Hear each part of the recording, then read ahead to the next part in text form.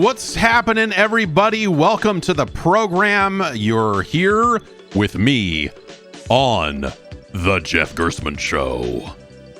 It's April. It is the 4th of April.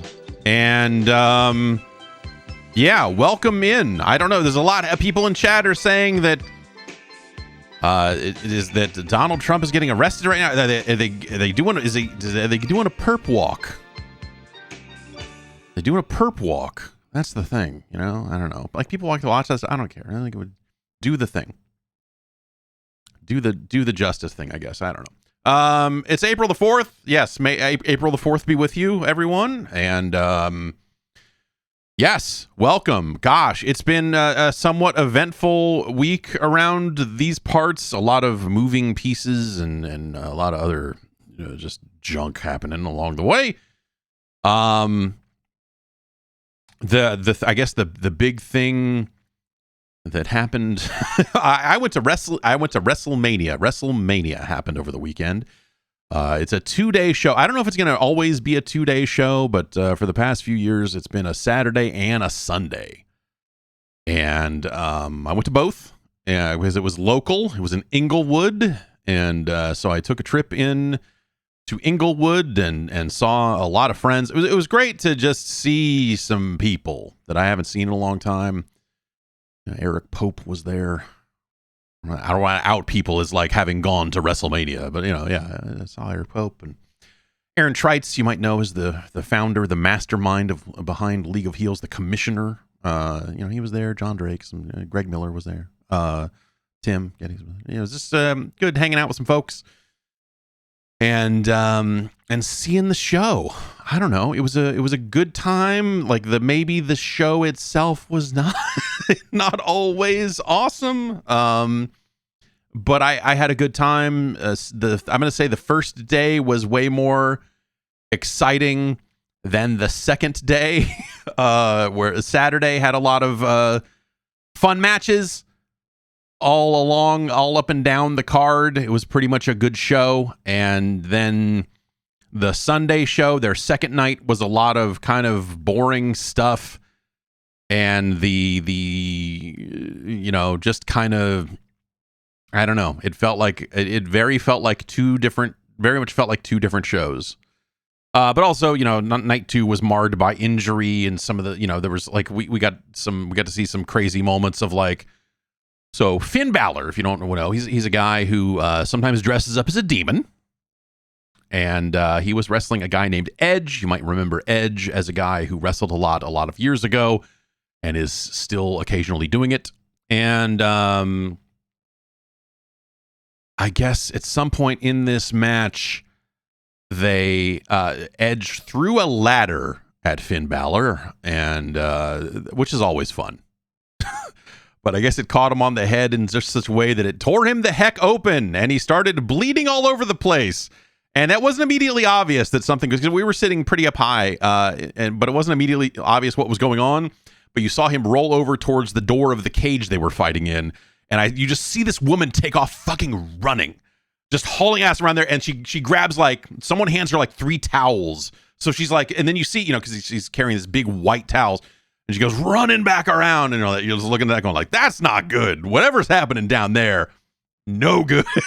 And so, the people at home on TV are mostly they're not focusing on that.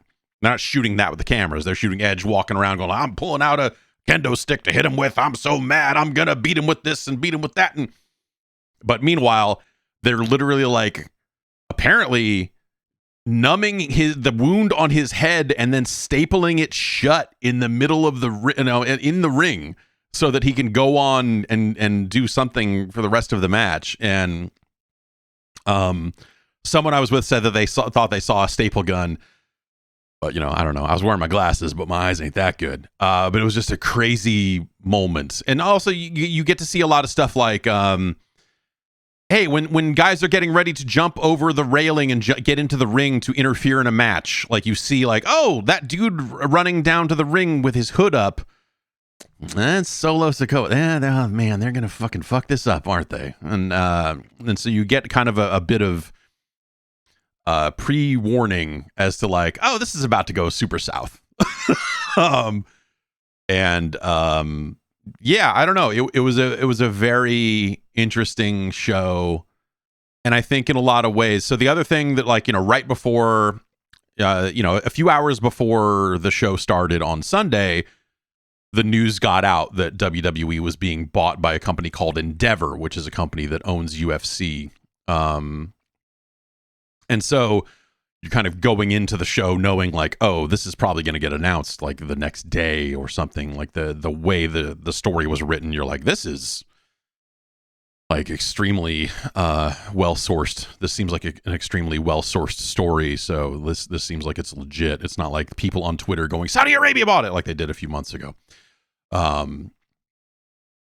And so in a lot of ways, and then, you kind of hear a handful of other stories like, oh, by the way, Vince is backstage and people aren't saying the word wrestling anymore. And there's, that there's just like things were different. And in the week or so leading up to the show, things were kind of getting back to the way they were. And so between the sale of the company and, Vince McMahon kind of worming his way back in, which was the case over the weekend, to some extent, I'll say, maybe not as extreme as some of the reports about Monday night, but yeah. It felt like the end of an era.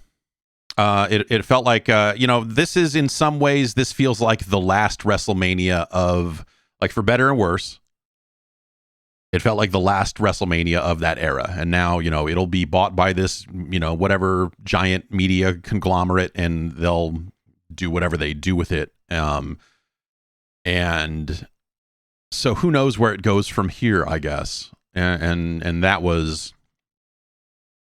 to me kind of cast a cloud over some of the stuff that happened on Sunday, where you're like, these match finishes seem like they are not a great, this is not a great, it feels like for some of the good storytelling they've done over the last handful of months, it feels like they are really throwing a lot of that away.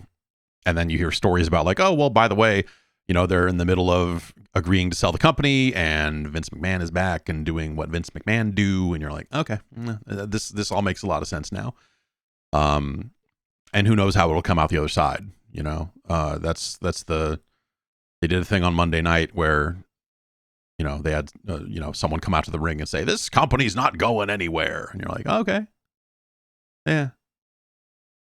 It's the thing that anyone says whenever a company gets bought or sold or whatever, because that's the story at that time. You're like, okay, well, yeah, no, I mean, they're buying it because they like what it is. They don't want to buy it to ruin it. No one goes in thinking that, but over time things change, and it kind of just is the nature of the beast that these sorts of things will cause some form of changes, one or the other. But I guess, like, the big negative change that people are reacting to right now today is that the Monday night show they did after WrestleMania, apparently Vince McMahon was back in the saddle, and things were kind of being run his way. And as much as, he's on CNBC saying, like, no, I don't have time for that, pal.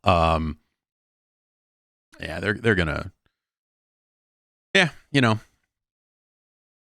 they're gonna do what they do. And Vince McMahon has some kind of 2-year contract where he can't really be pushed out easily. So who knows? Right? I don't know. Wrestling, was a very interesting landscape there for a while. It still is, but it's sort of a thing where you're just like, oh, okay, all right. I don't like if this is going to swing back in the direction that it was a year ago or whatever. Like, I'm just not going to watch this nearly as much. I'm good. I'm good.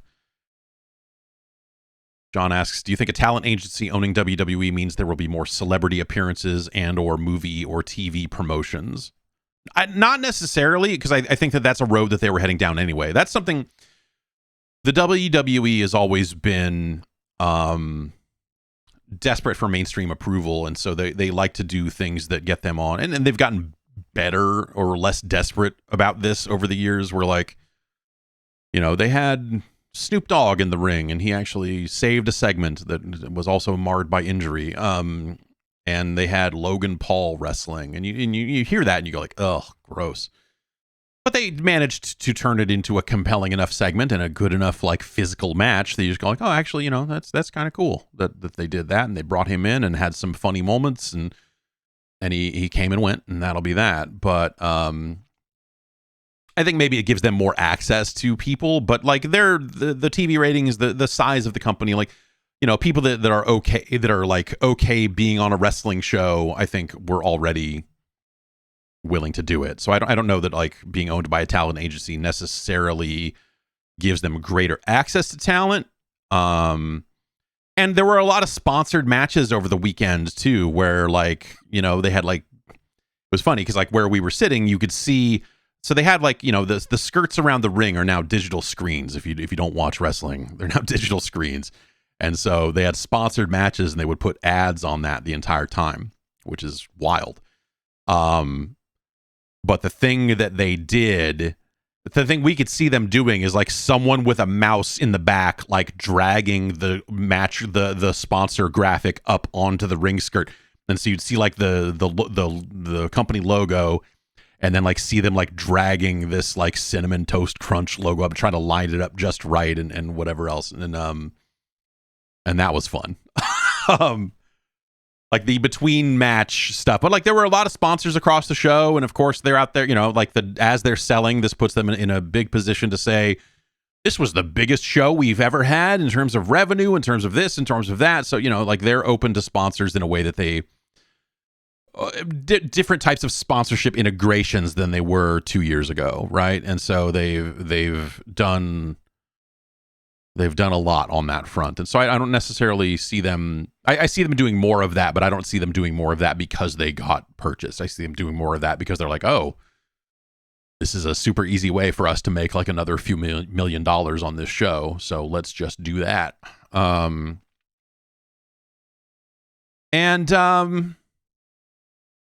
Yeah, I don't know. I had a really good time, but you know, sometimes that was because I was with a group of people that I was very excited to see and hadn't seen. In some cases, some of those people I haven't seen in like 5 years or more. So it was great to see people.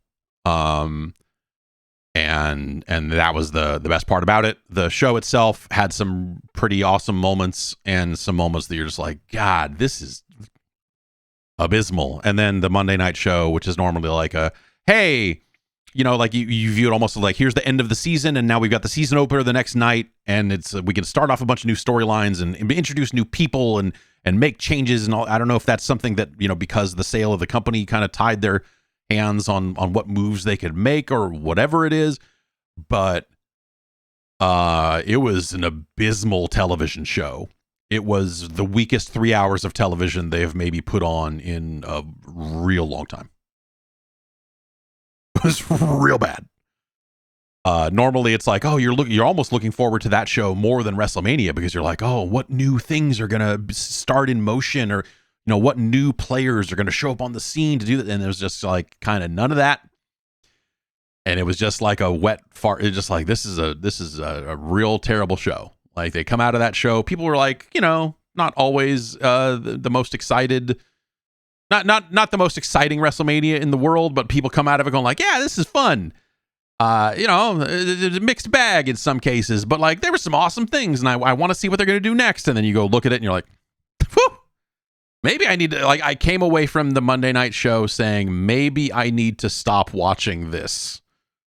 Maybe I need to go back to no longer watching WWE programming as much because, geez. Even the stories that were really good feel like they're kind of spinning their wheels a little bit. I don't, you know, whatever. It's wrestling. At the end of the day, it's fucking wrestling, right? So, what are you gonna do? The wrestling was very good for a long time, and now some of it is bad again.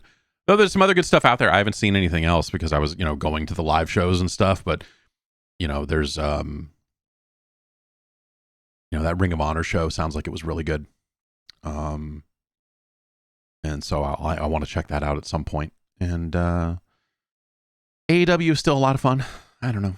So I don't know. There's still wrestling. It's nice to have some choice. Tokyo Joshi Pro has been on fucking fire. TJPW. They're fucking hitting hard. A giant fucking panda in the ring. A giant panda in the ring. wrestling. Now that's compelling television. Let's take a quick break, and we'll come back. We'll talk about Star Wars Jedi Survivor, and we'll talk about, I don't know, Meet Your Makers out today. We'll talk about the murder of Sonic the Hedgehog, all that sort of stuff. In a moment. Be back with you soon.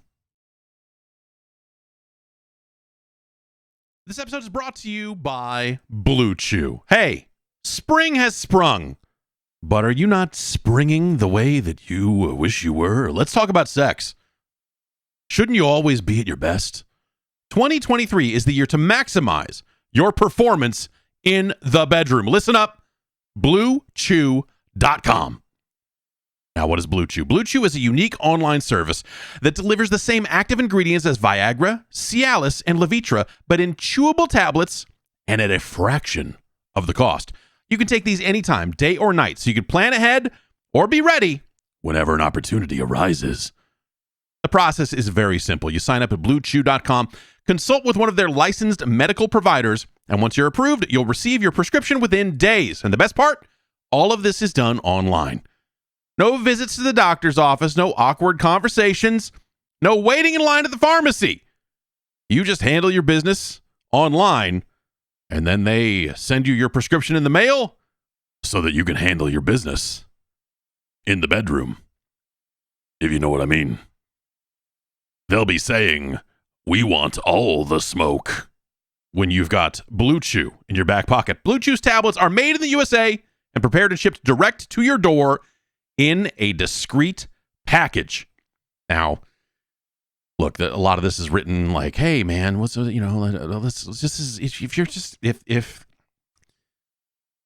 your dick is not doing what it needs to be doing, if you're not happy with the way your dick is doing business, check out Blue Chew. The Blue Chew service can provide to you prescription medications that have the same active ingredients, again, as Viagra, Cialis, and Levitra. And these are chewable tablets, so they're always ready when you need them. Blue Chew wants to help you have better sex. Better sex. Discover your options at BlueChew.com. Chew it and do it. And hey, there's a special deal for you. Try Blue Chew free when you use the promo code Jeff at checkout. Just pay $5 in shipping. That's BlueChew.com. Promo code Jeff to receive your first month for free. Visit BlueChew.com for more details and important safety information. And we thank Blue Chew for sponsoring the podcast.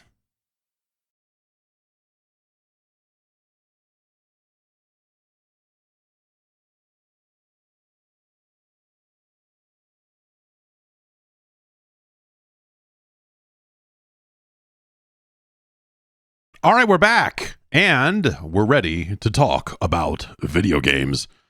The other thing that happened last week is I went to Los Angeles, California, and I saw Respawn's upcoming Star Wars themed video game, which is called Star Wars Jedi Survivor. That's the sequel to Star Wars Jedi Fallen Order. If you're keeping score, if you're keeping track at home, it's out later this month. This video up on YouTube.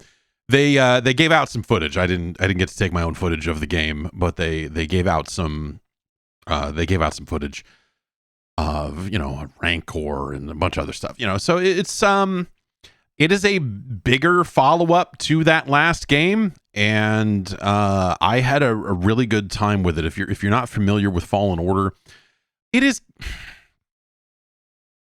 a Dark Souls-esque. It is okay. If we're talking about roguelikes and roguelite, then you've got Souls-likes and Souls-lights as well, right?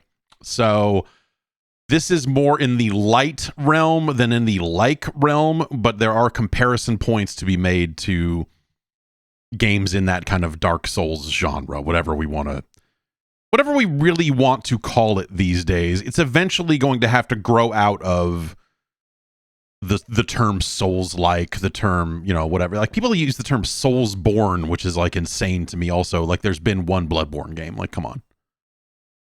Like, what we might as well be calling it Solkaro or something at that point. Anyway, all that really means is that it has the equivalent of bonfires, where you are kind of, stopping and spending your skill points. If you rest there to recover health, then it causes all the enemies to respawn. The combat is occasionally deliberate, but not as deliberate as you maybe associate with those sorts of games. On the combat end, there's no stamina to worry about. You can kind of bust out your combos.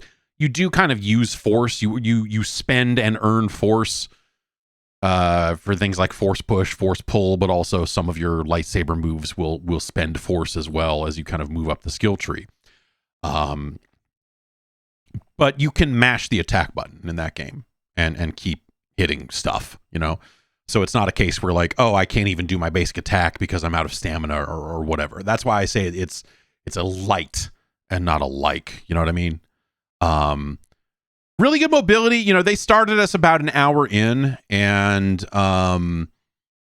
you have seemingly most of your tool set from the first game. You can double jump, you can force push and pull, but there are skill upgrades that will make those things better and deeper and whatever else. You can equip 2 of 3 lightsaber stances, but it looks like you will earn more along the way. So you can go with like, hey, just give me one lightsaber. I'm a lightsaber traditionalist. Or you can go, no, give me the Darth Maul saber because I like the fancy stuff. Or you can go, no, I'm some kind of sick lunatic. Give me 2 lightsabers that I can just rush people with. For more kind of offensive, all-out offense is kind of how they build the kind of dual saber stance. And the connected saber was more of like a, hey, it's good for crowd control. If you got a lot of enemies around you, you've got a double-ended lightsaber. Isn't that silly? And it is. It's silly. It's always been silly. Not as silly as the one that has the little like halberd, the lightsaber stuff coming out of the sides. That's just dumb. That's just stupid. That thing is always lightsabers should just be one thing. I think them going like, what if we made a crazier lightsaber? And then in whatever the most recent movies be like, no, now we've made an even dumber lightsaber. Like, all right, sure, why not? The cool part about the lightsabers in this game is that you are cutting people the fuck up. Droids, stormtroopers, whatever. Like, you are one-shotting a lot of droids and just like cutting them into bits. And that's pretty satisfying. Seems like you're going to have kind of a home base here, kind of a planet that you maybe return to and maybe recruit characters for upgrades. In some of the footage, it looks like they find a DJ that you can put in the bar and they'll play tunes. They'll jizz it up, which is always a good time. And yeah, I don't know. The time with the game was really focused on like one planet. And that you do travel to other locations, but in the early part of the game, there's very much like a, hey, your ship has been damaged and it looks like you're going to be here for a while, and you're kind of uncovering like, okay, here are the things that are maybe going to set the story in motion, and some of the characters that are going to be a little more pivotal to this story, and it feels really good. There are aspects of that game that, it's the same way. It has that kind of mindless climbing that, Uncharted and some of those other games kind of made popular, of just like, this is the surface you can climb on and you need to go from here to here. And it's going to look dangerous, but don't worry, just keep holding in the direction and you'll get there eventually. So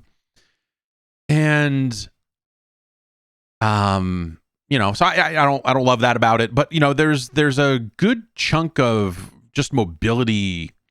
Like, you can get mounts in that game, and it looks like you can make the mount jump and then jump off the mount like it was a freaking Yoshi, and use that to get up to higher places. And so there's just the world feels really packed. At least this first planet that they had us on just feels really packed with alternate pathways and options and side quest. Like, it just feels like there's just a lot going on, or a lot of potential in every different direction. As for the main story path, as you're kind of heading through these areas, like it's again very much like that style of level design of like, oh, I rounded a corner and then, oh, here's a place where I can hit a button and make a rope drop, and now I've got a shortcut if I have to come here again. Like it is a ton of that style of level design where you're like, oh, I made it through this area, and the enemies will respawn, but I have a rope I can use to just skip this whole sequence to get over here and do this. And, so that is kind of another point in the kind of like, hey, it's sort of like a Souls game kind of thing, except every time you do that, every time you make the shortcut pop up, there's a little pop up that says shortcut unlocked, and you're like, oh, right, yeah, okay. Like they very much let you know, which is actually kind of nice in a weird way. Because it lets you know, like, oh, this is the save point I was at before. I can turn around or hey, this is the save point I was at before. I can fast travel to another save point and come back later, or whatever you're trying to accomplish. And I guess it's a nice looking game. It seems like you're unlocking a lot of cosmetics in some of these side areas. You're unlocking shirts and pants and beards and hairstyles, and you're finding some kind of ore that is a currency that lets you unlock more hairstyles and more things of that nature. And you're still playing as Cal Kestis as you were in the previous game, and I came away from it thinking like, because I'm not a Star Wars guy, right? I never ever have been, never ever. But occasionally a Star Wars game will get me. It's like, this is still a good game. And this seems like that. Like, this seems like a game that I came away from going like, I want to play some more of that. It has wall running, which is great. Respawn and wall running is like it's a solid combo. They should probably do more of that. They should probably put more wall running into more games. That's just my thought. Now, what if you could call down a big Star Wars mech out of the sky and it crashes and it's just like, look at this mech, and now we're doing a thing. They should do that.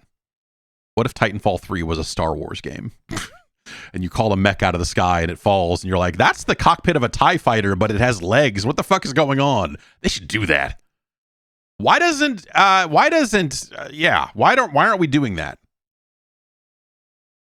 Why aren't we making TIE fighter looking mechs in video games? I know you got your whatever. You got your ATSTs, your AT-8. Fuck all that. Give me a TIE fighter with legs. And I don't know. Or put lightsabers in Apex Legends. I don't know. Why not? So yeah, that's out at the end of April, and I'm looking forward to playing more of it. Like I said, I the first game I played it and I was like, this seems really good, but it's like it's just kind of funky and rough around the edges, and it fell into that weird trap that I think a lot of games do when you play a lot of video games.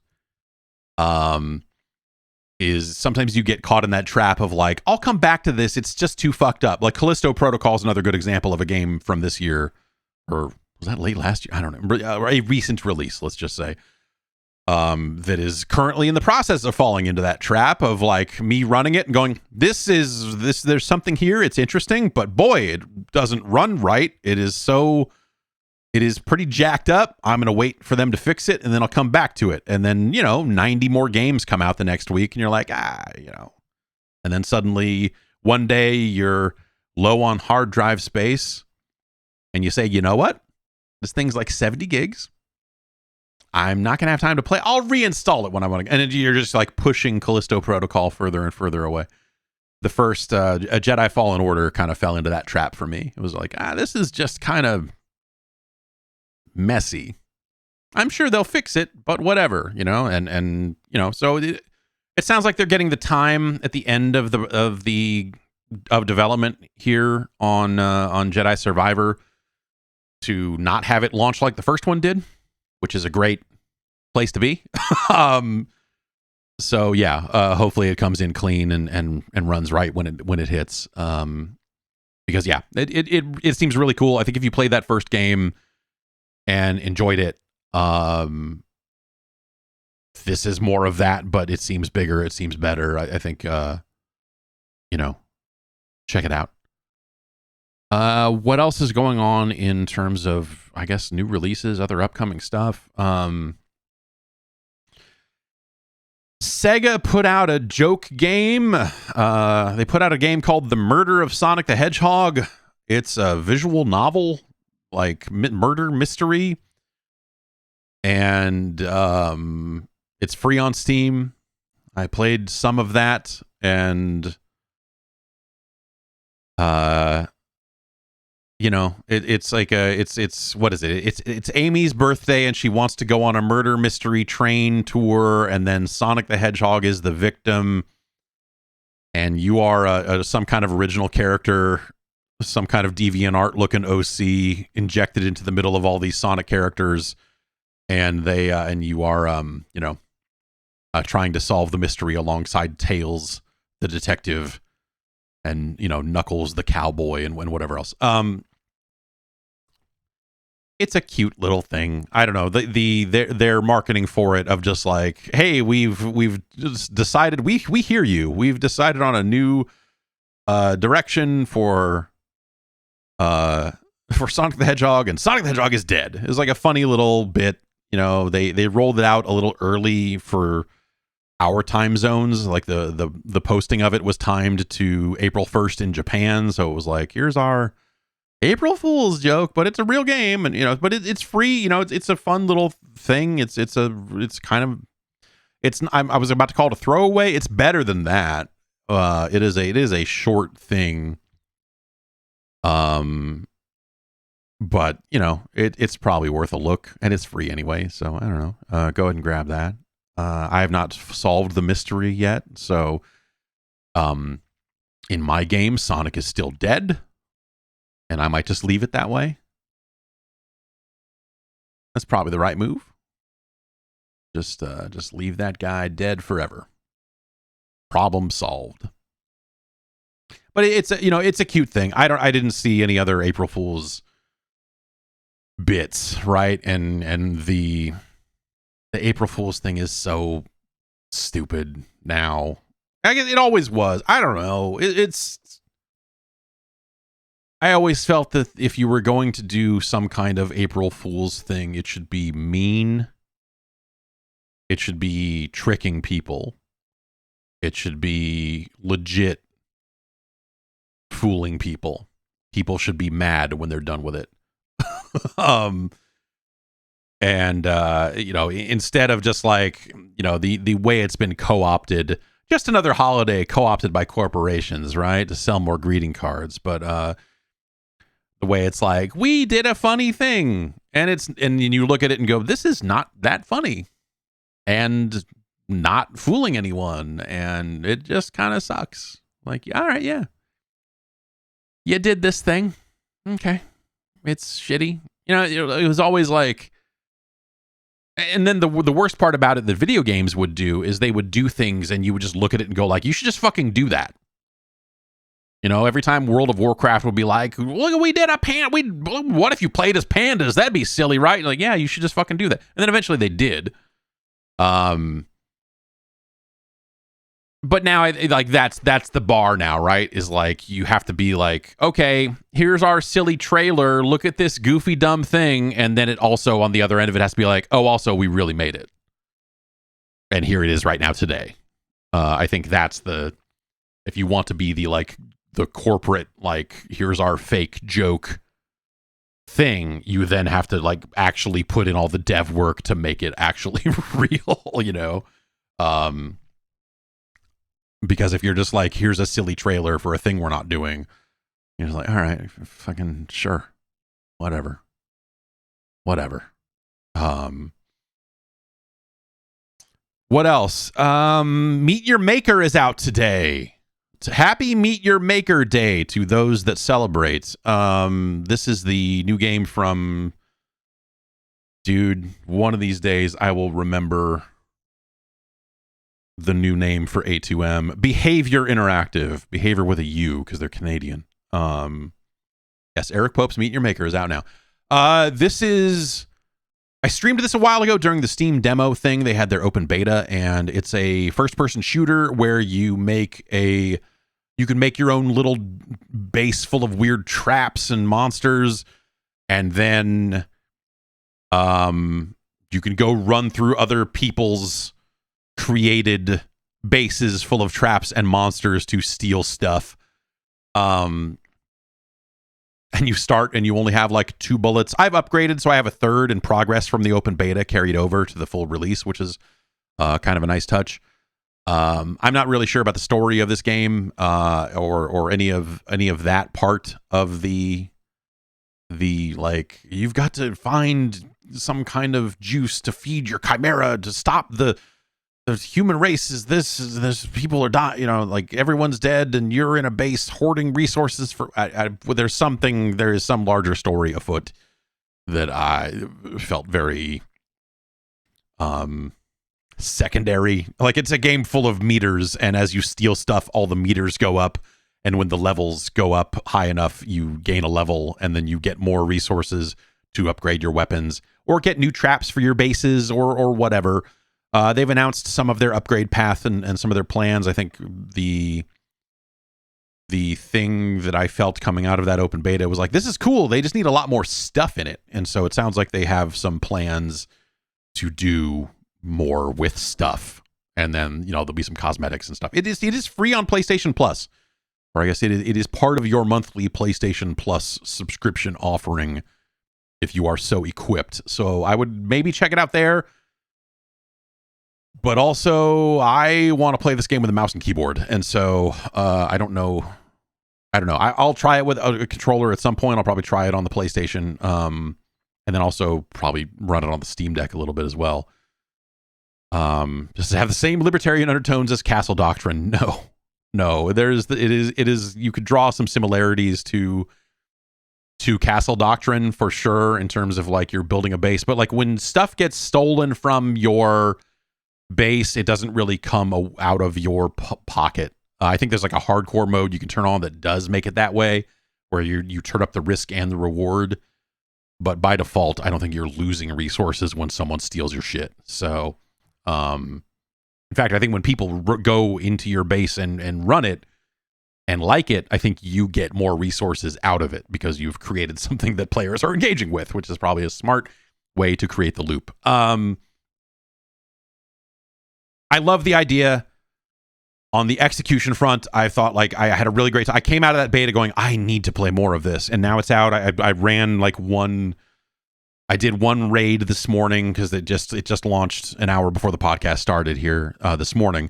And so I ran one of those and I was like, yeah, hell yeah. And I want to get back into it and kind of see just how it does. I don't know. Like I want to play more bases and do more things. And I just hope there's enough there to keep it engaging for a good long period of time, because, I want to make stuff. I want to steal stuff, all of that.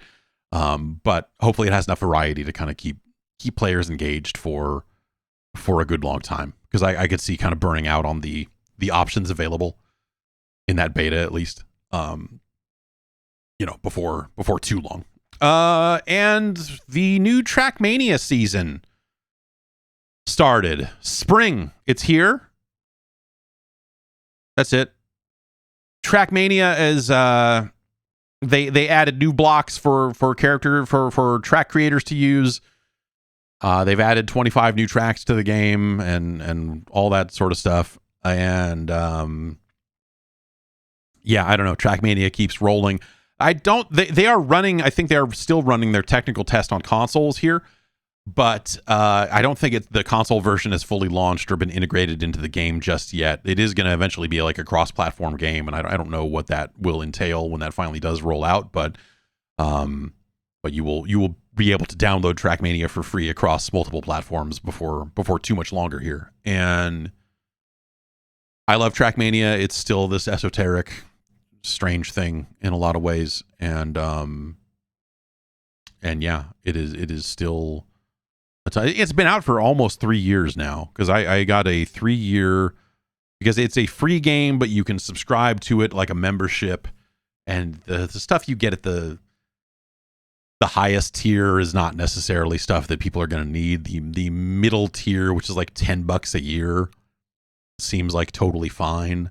and they're adding like 100 tracks to it. They're adding basically like 25 new tracks to it per quarter. They feature track of the day stuff. It's one of those things where it's like, it's weird and kind of sucks that it's a subscription thing, but when you look at what you actually get for free, it's a lot. And then, you know, if you want to kind of have something more resembling the classic Trackmania experience, I think you can basically get that for $10 a year. And yeah, it's, you know, I think having the base level be free is right, because I think Trackmania is such a weird specific flavor of video game that you kind of need to let people see it for themselves and decide if it's something they're going to be into. It's not just like, I love driving games, so I'll definitely love Trackmania. It's like, not really the same. Yes, technically Trackmania is a driving game. It's a racing game. It's a speed run game. It's a time attack game. And the levels can get, they can look like traditional racetracks, or they can look like absolute nonsense. And I tend to skew in favor of the absolute nonsense personally. Let's see, where I guess they started running not test screenings, but I guess some of the preview screenings for the Super Mario Brothers movie happened. I guess the one or one of the ones they held in Southern California was happening at the same time as Wrestlemania. So you got to make a choice. I did not go see it, but everything I've heard, and I think this is mirrored in some of the reports that are now going around. It sounds like people really like it. It sounds like the people have been extremely positive about it so far, which is kind of cool to see. I don't know, like they've been advertising the heck out of it, and every time I hear Seth Rogen say it is on like Donkey Kong, like there's a part of me that dies. There's a part of me that just goes, ugh, God damn it, fucking shut up. And you know, there's another Chris Pratt interview they put out as part of their B-roll package where it's him just going like, I'm Mario. It's exciting. And you're like, you don't look or sound excited at all. And so, we don't, but whatever. Fine. That said, it sounds like the movie is doing what it needs to do, and that people are coming away from it feeling really good about it, or really enjoying it. So I'm curious to see how that comes out. Am I curious enough to go to a movie theater and see it? Probably not. But you know, give it a couple of months here. It'll be out there somewhere else to see it in the home. My TV's nice. I'll watch it on my TV. Is my daughter not old enough for theaters yet? I don't know. I mean, she's 3.5, but I just think she would get bored just having to sit there and stare at a thing for a long time. Like, she will, when a movie's on, she'll watch it for a little while, and then she'll play with toys for a little bit, and then you know, look back over to, you know, and so I don't think I don't know that she would do awesome in a movie theater just yet. So I'm not really looking to do that at this point. You know, my son's 19 months, and he wouldn't want anything to do with that. He'd be like, the fuck are we doing in this dark room? Plus, you know, getting in a tight room with a bunch of people. Still not, I mean, I didn't like movie theaters before there was a pandemic. So on the other end of this, I'm like, yeah, fuck this, man. It was nice. I mean, it was one of the nice side benefits of no one leaving the house, is they were just like, all right, we're just going to put movies out in a format where you can just watch them. I'm like, yeah, cool. You should do that.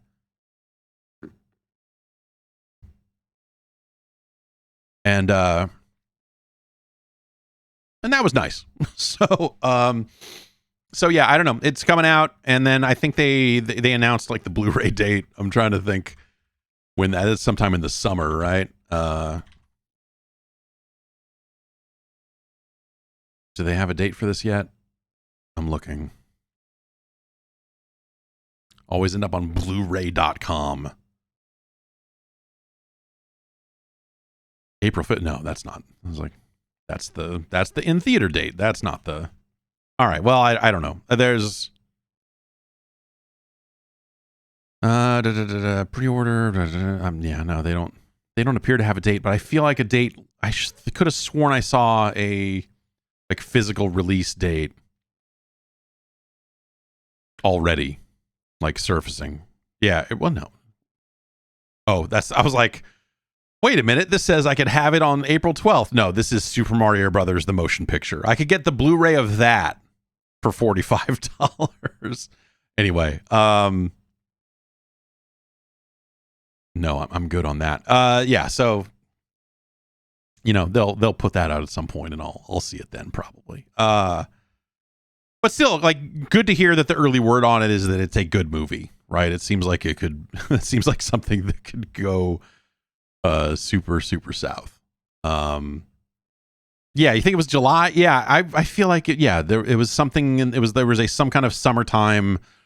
Like a relatively quick turnaround from theaters to homes, whether it's streaming or, pay-per-view. How do they, streaming or on airplanes or whatever else it is. With that, why don't we get into the rest of the news? I got this can here.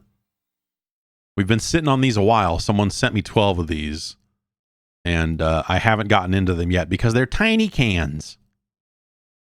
And sometimes, it's like sometimes I want a big drink. What is this?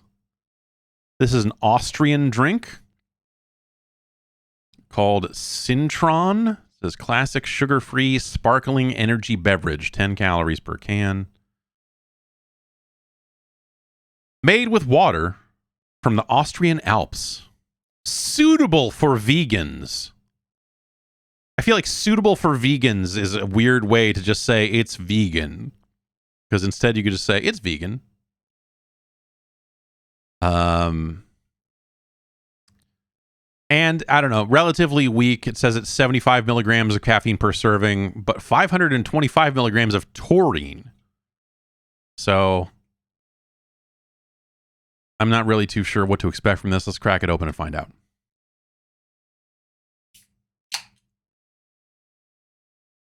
This smells like a Red Bull. This is just a Red Bull. Yeah, that's a Red Bull. This just smells like Red Bull. This is like a worse Red Bull.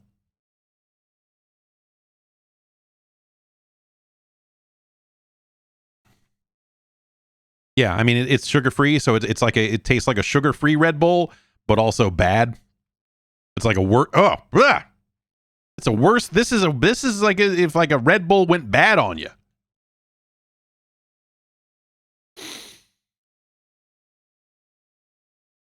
I don't like it. I don't like it. Let's get it on the list. There's like something almost floral about the end of it.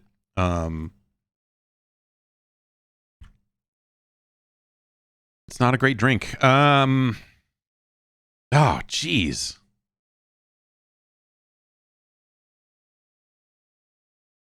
Nope, not a good drink.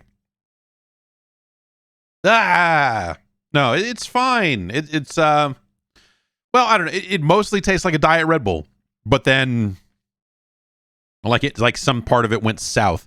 And sometimes you take you drink a fake Red Bull at a bar, or like the default Rockstar is like a fake Red Bull, right?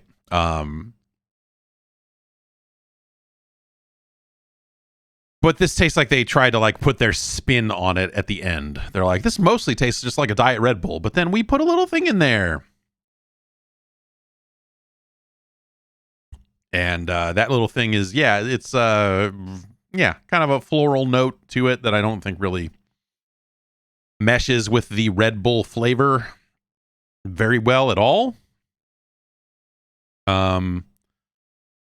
Sugar-free Red Bull is number 19 on our list. It did quite well, all told. This is not as good as that. This is Gosh, I feel like I would rather drink an A-Shock Energy Tropical Punch probably than this. No. What? No. Let's look here. It is worse than Zoa Fruit Punch, but it is better than Celsius Sparkling Orange. And it's probably better than A-Shock Energy Orange Freeze.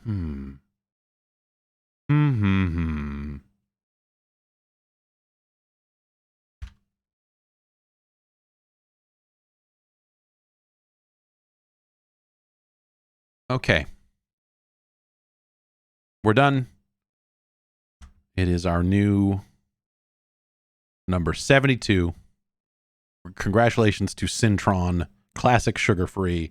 And thanks to, I don't have the name in front of me right now because we've had it for a while. Thanks to whoever sent this in. It's nice to get more drinks on the list. I just wish it was better. God. It's okay. We'll get through it.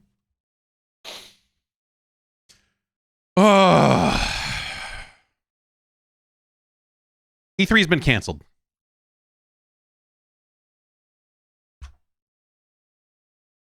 They took E3 out back and they put a bullet in it. They did this on Thursday while I was seeing Star Wars.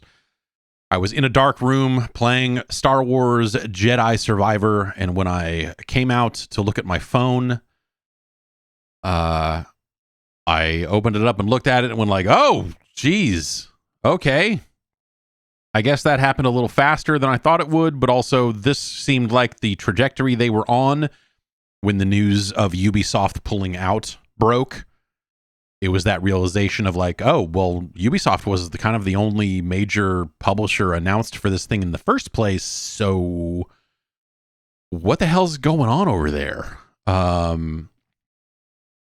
So yeah, at that point, once Ubisoft pulled out, I think a lot of the talk was like, this show probably shouldn't happen. And we'll see if they realize that. Because I felt like at that point, like the last thing you want is to say, hey, E3 is here, and then not have any major games from any major publishers at your show. You know what I mean? If you're like, hey, we've got all this stuff, and there are games here, but also it's mostly an energy drink show. No one wants that.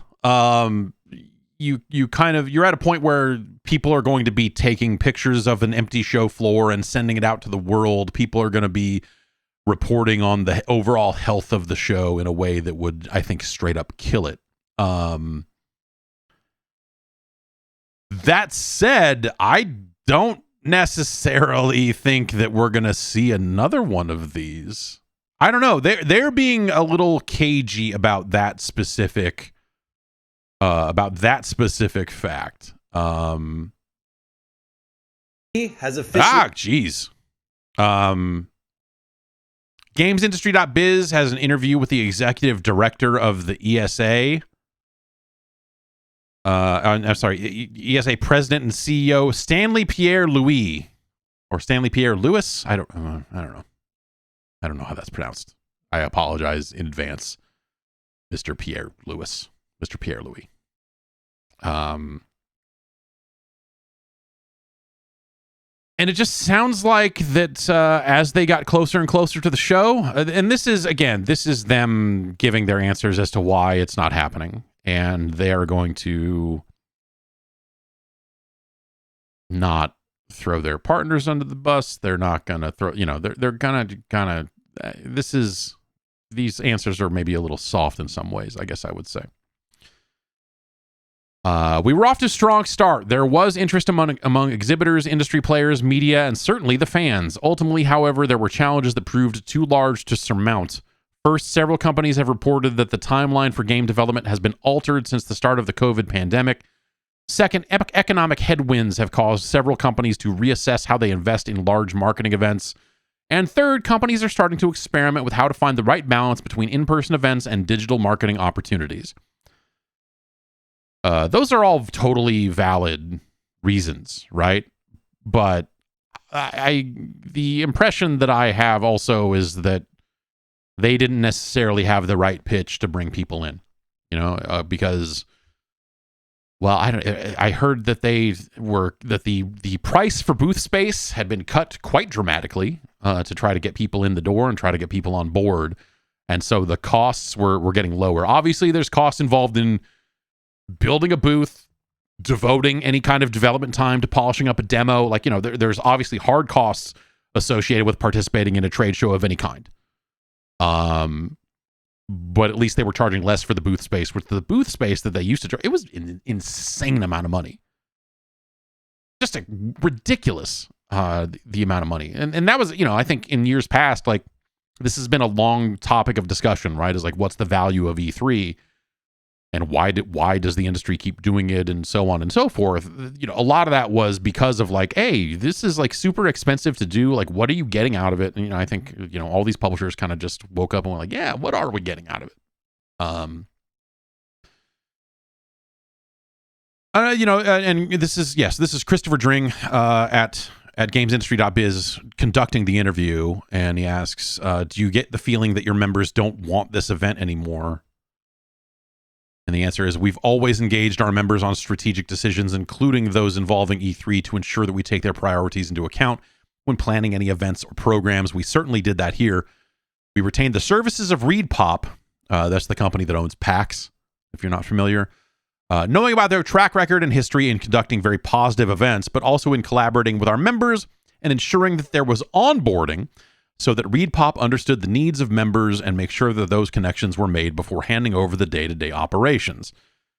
We did our best to reshape that. In the end, companies make individual business and marketing decisions about what works. It's an evolving landscape, and we want to ensure that we are meeting those needs. And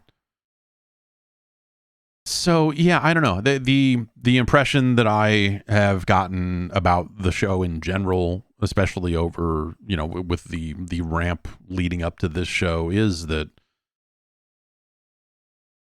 it's like they're trying to meet the needs of publishers. And I think the question coming out of publishers is like, why do we need this at all? Like step one, what's the benefit of E3 in this day and age? And it just doesn't sound like they had a really good answer to that question. And I think that's a really hard question to answer right now. 2023, what are you doing? Why are we doing this trade show? I think there's plenty of good reasons to say, like, but they're all intangibles, Like, a lot of the big benefits of E3 are not something that, like, and this is, I fucking have lived my life this way. It's stuff that doesn't end up on a fucking balance sheet. It's stuff that if you're gonna like nickel and dime, nuts and bolts it, and really go like, what's our real return on investment, and only really look at the tangible things that you can track back to numbers, then yeah, you're not going to do it. Because I think in that way it doesn't make sense, but also in that way it hasn't made sense for a very long time. So it ends up being these kind of intangible benefits of like, it's a really good overall industry show of force to put on this big trade show. It does get some mainstream news as a trade event. Like, but and the value of that I think is a little dicey sometimes, because it's like, video games have come a long way since Pac-Man. We're here on the show floor at the Electronic Entertainment Expo. And then they show like someone dressed up as Lara Croft and go, and then, the video game industry is really big. Huh, who knew? Anyway, back to you. It's just kind of, they're showing the latest in technology. And then it's like a 5-second reel of like, look at the PlayStation 3. Like, ooh. And then it's like, now back to you. And I'm like, okay, well, anyway, the Royals lost again. It's just kind of. But that's more mainstream. That's more positive mainstream coverage than video games get these days, right? I mean, it's kind of. I don't know, but what's the value in that really? Again, it's intangible. It's probably good for the industry overall to get that type of coverage, because more often than not, mainstream coverage of video games is still centered on, oh, this stuff is for kids, or oh, they're teaching our kids to murder. they're making good murderers out of our children, like those sorts of stories. I think it's some good industry cheerleading that probably does some benefit. How much? Hard to say.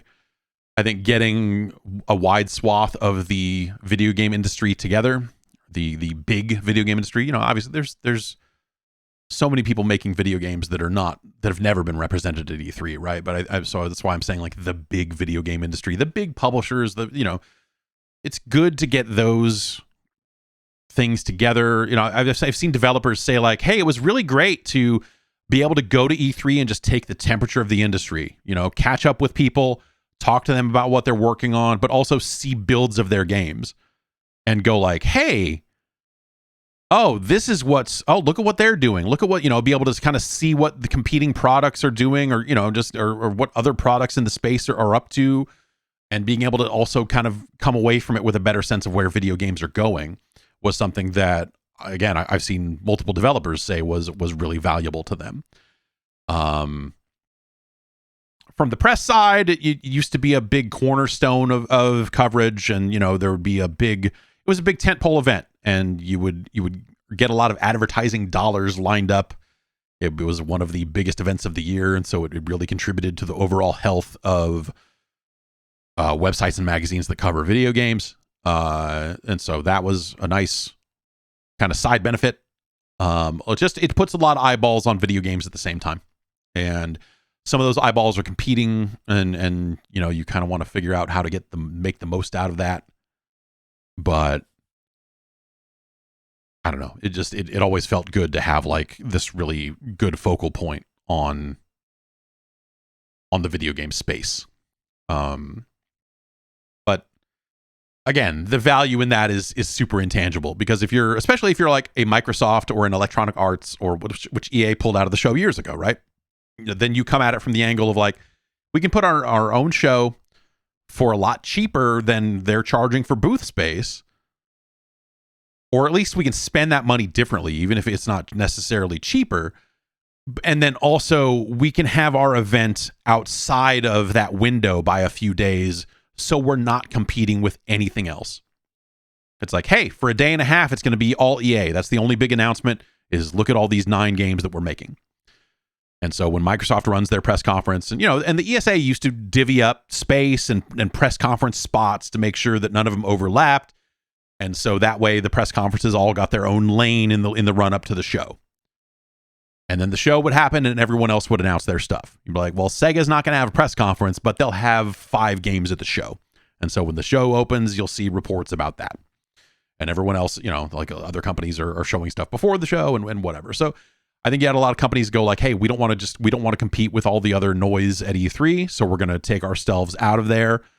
Sony very much did that, and Sony started announcing things at a different cadence, whether it was like Paris Games Week, or they'll probably have an event sometime in the June timeframe, sometime in the summer timeframe, to make some announcements. And yeah, I think all that stuff will still happen. It'll just be a little bit more spread out. And it's kind of been like that for the last few years because there hasn't been an E3, right? There's like kind of a week where most of the announcements happen, but like some people are like, oh, we're going to do a thing in August, and they do their thing then, or whatever makes sense for them and their company. And so, I in the context of that, in the context of kind of post-COVID and what that did to game development, like, sure, that's a valid reason to cite. And, it's every big industry event that has happened, GDC and DICE and PAX. I feel like the number one thing I saw from people post those events were people going like, tested positive for COVID. So, that's still happening for sure. And yeah, I think just across the board, there are a lot of great reasons to not do the show. But first and foremost, I think a lot of it is just, hey, we don't need to do this. We don't need to get together. We are, it's a lot of companies saying we're big enough. We have a big enough megaphone. We can stream on Twitch just as easy as anybody else. And we can put out our information there on our own timetable and not have to worry about cramming ourselves into this trade show. and doing all this different stuff. So I think that's kind of the real reason. This interview is interesting because it's kind of like it's the same handful of answers over and over again from the ESA side of like, yeah, we're listening to the industry. You have pull quotes like, I think largely these factors of game development timeline and economic headwinds were very difficult to surmount in these times. He definitely leans on the economic headwinds thing kind of a lot. And that is a real thing.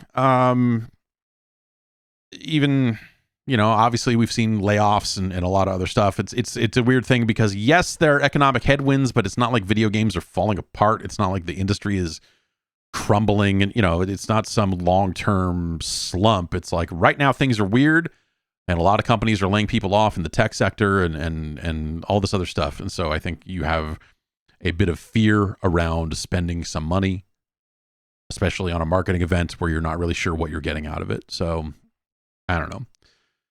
He does say that E3 will not, the lack of E3 will not impact the budget for what he refers to as advocacy work, which is, they're a lobbying organization. They go and lobby the government on behalf of the video game industry. When, like we talked about last week, when the government comes along and says, we think loot boxes are bad, the ESA is there to say, nuh-uh. And when, people say, hey, it's bad that we can't have digital video games archived in a legal way to help research and librarians and whatever else. And the ESA is there to say emulation's illegal. Did you know that emulation is illegal? And like, it's super not. It's definitely not, but okay. All right. You do you. And the interview ends with is the plan for E3 to return in 2024? And here's the kind of non-answer. We're committed to providing an industry platform for marketing and convening, but we want to make sure we find that right balance that meets the needs of the industry. We're certainly going to be listening and ensuring whatever we want to offer meets those needs, and at that time, we'll have more news to share.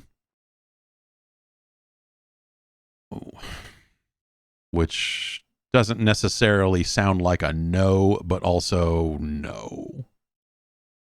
I can't see them getting this back together in time for 2024. I can't see that. And I think the very reasons that he's citing is like why this year's show didn't happen. I don't think if you give them another year, they'll figure that out.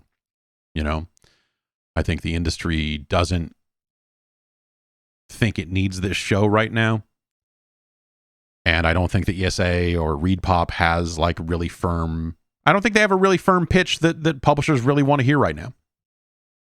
And I don't think opening up to the public is a thing that's the most intangible thing of all. And you're like, but we're letting 20,000, 50,000, 80,000, whatever, we're letting some tens of thousands of people come into this event. Like, okay. Are all of those people going to buy a game? Are all of those people going to pre-order while they're there? Or are all of those people going to tell 100 friends about the games they saw? And what's the overall benefit to our marketing thing? So like, a public thing should be a public thing. An industry thing should be an industry thing. I know Gamescom runs a different way. But Gamescom always happened kind of on the back of E3. It was always like, oh, a few months after E3, we're bringing the same builds to Germany. And maybe there's like 8 to 10 new announcements here from companies that are, based in Europe or have a cricket game that they're not going to announce at E3. And so, the Gamescom always felt more like a public show. I again, having never been to Gamescom, but having always seen the news coming out of Gamescom, it's always like, this doesn't really seem like, that it has a ton at the show. More lately because of, E3 kind of floundering or whatever. And people going, well, let's now shit later in the summer. Yeah, Marino's right. I mean, yeah, it's amazing that E3 lasted as long as it's did because, this has been a topic of conversation for probably the last 10 years. As the internet became more like the internet. And also as publishers collectively grabbed onto more of their own media and collectively like moved to control the messaging that much more directly. The other thing that kind of happened over the last 10 or 11 years, again, like we talked about some of this on Friday, so I'm sorry if I'm reiterating myself, but like, you know, over the last 10 years, you had companies like EA really, or like every company now, but like EA was one of the first big ones I saw and went like, oh shit. And it was the idea that they're going to put out trailers on their own YouTube channel. They're going to put out fake developer interviews where they are controlling 100% of the message, and they're going to put it out on their own YouTube channel. They're not going to go to IGN or GameSpot or any of these other big outlets anymore as often, I guess I should say. There are cases where it does still happen, but they don't need the big websites anymore. They don't need to go negotiate an exclusive for a top slot on a homepage. They just put their video out. They promote the hell out of it on social media. They pay some influencers to stream a demo or, you know, whatever, if they want to go, if it's that kind of thing. And the news gets out there. And all the websites, the Kotakus, the Video Games Chronicles, the Eurogamers, the Polygons, the GameSpots, the IGNs, they all write about it anyway. So those audiences get reached no matter what. And, you know, as a result, the official channels for a lot of these publishers have become massive, and they've grown and grown and grown. And so, you know, look at the concept of a Nintendo Direct. Like that is, you know, you have people out there that like a Nintendo Direct happens and someone like reports the news ahead of time. And instead of being like, wow, that's a really good scoop or that's really interesting, you have people go like, I can't believe you spoiled the Nintendo Direct. Like, fuck. Like, what upside down ass world do we live in now where that's a reaction people have, right? It's crazy. So, but you know, so like you add all that up, of course you don't need an E3. Nintendo pushes a button 4 times, 6 times a year and plays a tape for people, and people get fucking stoked. And millions of people, millions of impressions are generated on that video and reporting around that video and whatever else. So, yeah, in the context of that, why would you spend a bunch of money building a booth, especially if you're reaching like the industry, which you can reach digitally constantly? We all have email.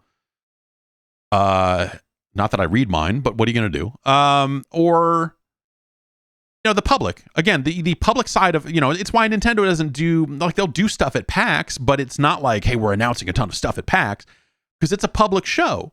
The stuff they bring to a public show is way closer, and in some cases, it's even out already, you know, where they're just like, yeah, we're going to put games here that people can walk out and buy right now. That's our call to action, is like, you played this game at this show and it's out this week, or it's out already. Go play it.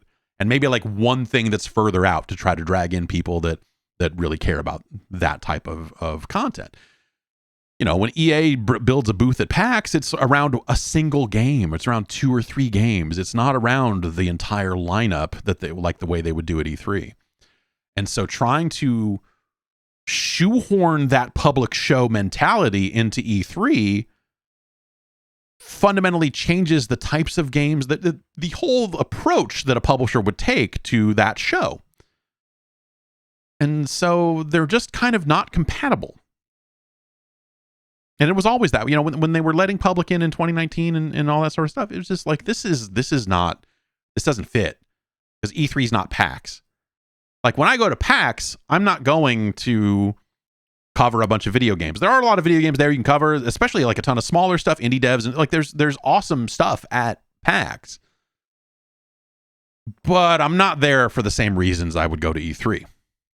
Fundamentally different. And so it, you know, it's like I said, it's a very hard problem to solve. I get the impression that the people on the Reed side, people all around that were working on trying to make this show happen, I have no doubt that they worked their fucking asses off trying to make this happen, and it just didn't come together. Not for any lack of trying, but I don't know exactly what their pitch was. I just know that the industry was not interested. But the other thing I'd say is I don't know that there's any pitch for an LA show in June this year, and maybe for years to come. I don't know that there's much of any pitch that is going to get everyone back on board the way they used to be. Maybe it's a temporary thing. You know, we've been through this before. We did all the Santa Monica Hotel stuff. We did the airplane hangar shit in 2007. the last time everyone decided that E3 needed to go away, and the last time everyone decided E3 was too big, and they tried to pare it down, like, so maybe everyone decides that they need E3 again after a few years. But also, I think, the stuff that Keighley is doing with Summer Games Fest is intelligent because it is highly focused on the media. It is highly focused on like that type of value. It's like, hey, we rented a demo space out. It's really big, and we can get a bunch of publishers in here, and we'll bring people through, and you can show them your games. And that can meet the kind of hands-on needs, the appointment-based needs that E3 used to meet for a lot of publishers. Not the biggest ones, Nintendo's probably not gonna be there. Who knows? But that thing serves that thing can continue to grow to meet that need, I think, in a really meaningful way. Anyway, the last question here in this gamesindustry.biz interview is, it sounds like if E3 does return, it won't be like what we've seen in the past? And the answer is, ESA has been advocating for the industry in the US for almost 30 years. E3 has been in operation for many of those years. It's an important staple in what we provide for the industry. It's certainly one of the things we provide for the industry, including the important advocacy work, but we really look forward to bringing the industry together to showcase the incredible innovations and creative works that we have produced. That's going to remain strong with ESA, ensuring we continue to provide those opportunities. We'd certainly love E3 to continue to be a part of that, but we know we'll continue in our day-to-day roles in doing the issue advocacy for industry. That's a really weird. So, again, very non-committal. Very much like, hey, there's a lot of advocacy work we do. There's a lot of lobbying we do that is of value, and that is what the ESA's main function is kind of how they're spinning this.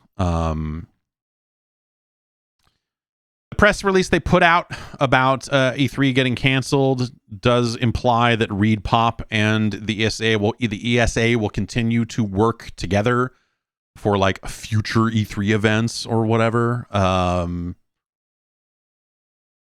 But who knows, right? It's yeah. I'm sad about it. I'm understanding about it. Like it's not hard to understand why this show doesn't happen this year and why it may never happen again.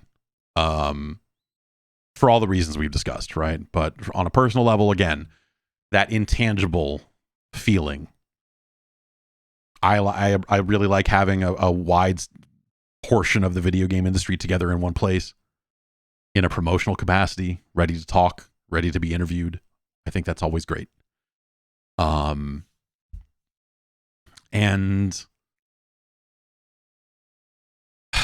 yeah, I don't know. I miss it. I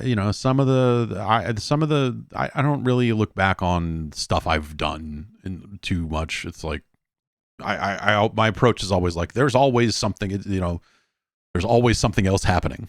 Today is a new day. What is out? What's out now? What's going on next? But like some of the most fun I had, some of the work I feel best about, is always the kind of E3 interview stuff. That was always a lot of work, but a lot of fun to do. And, yeah. So I don't know. I will certainly miss E3. I think Summer Games Fest has certainly the potential to keep growing and growing to a certain extent. But it also that's a thing that is very focused. That's a thing that is very designed to be small, or not small, but designed to be very focused on accomplishing a certain task.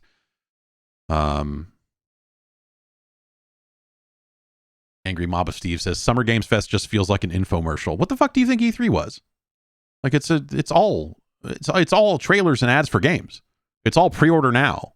Like that's but also the thing I'm talking about is the event. The thing I'm talking about is there's a room full of video games that I go see and play. The live show where there are announcements, sure. Yeah. I mean, it's a live show full of announcements. But also that's the stuff, that's all the press conferences are that too. So I don't know.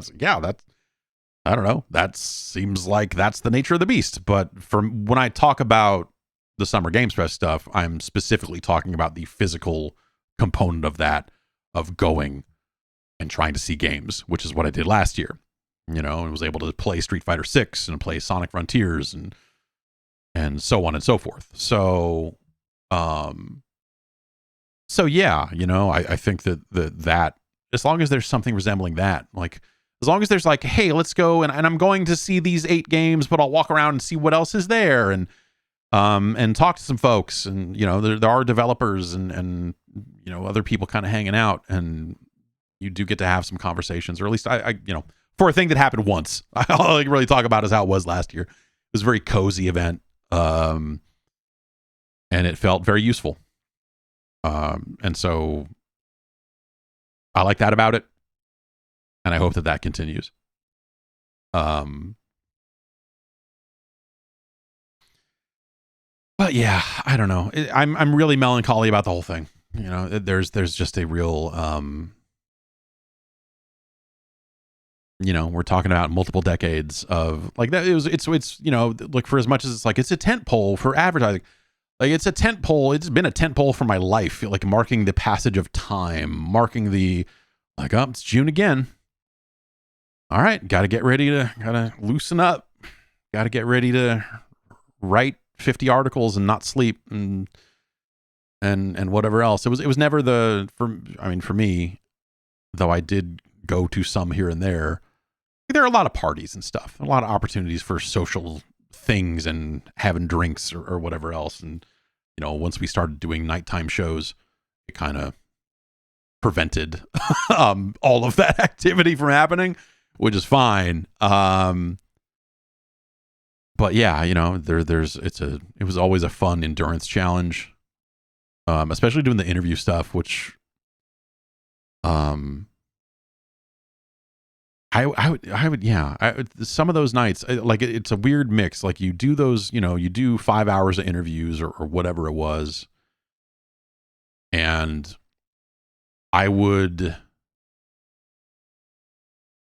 was always a situation where like, I would always feel like, man, I could do 5 more hours, because you just get propped up on this like weird adrenaline of like, okay, all right, I'm back on camera in 5 minutes. And okay, we got another account. Who are these people?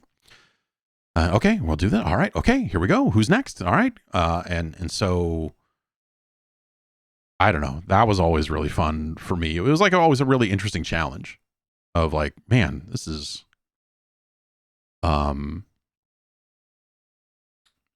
a lot of stuff back to back to back. But like I would always, when I was done for the night, we'd wrap up at like 11 or 12, whatever it was.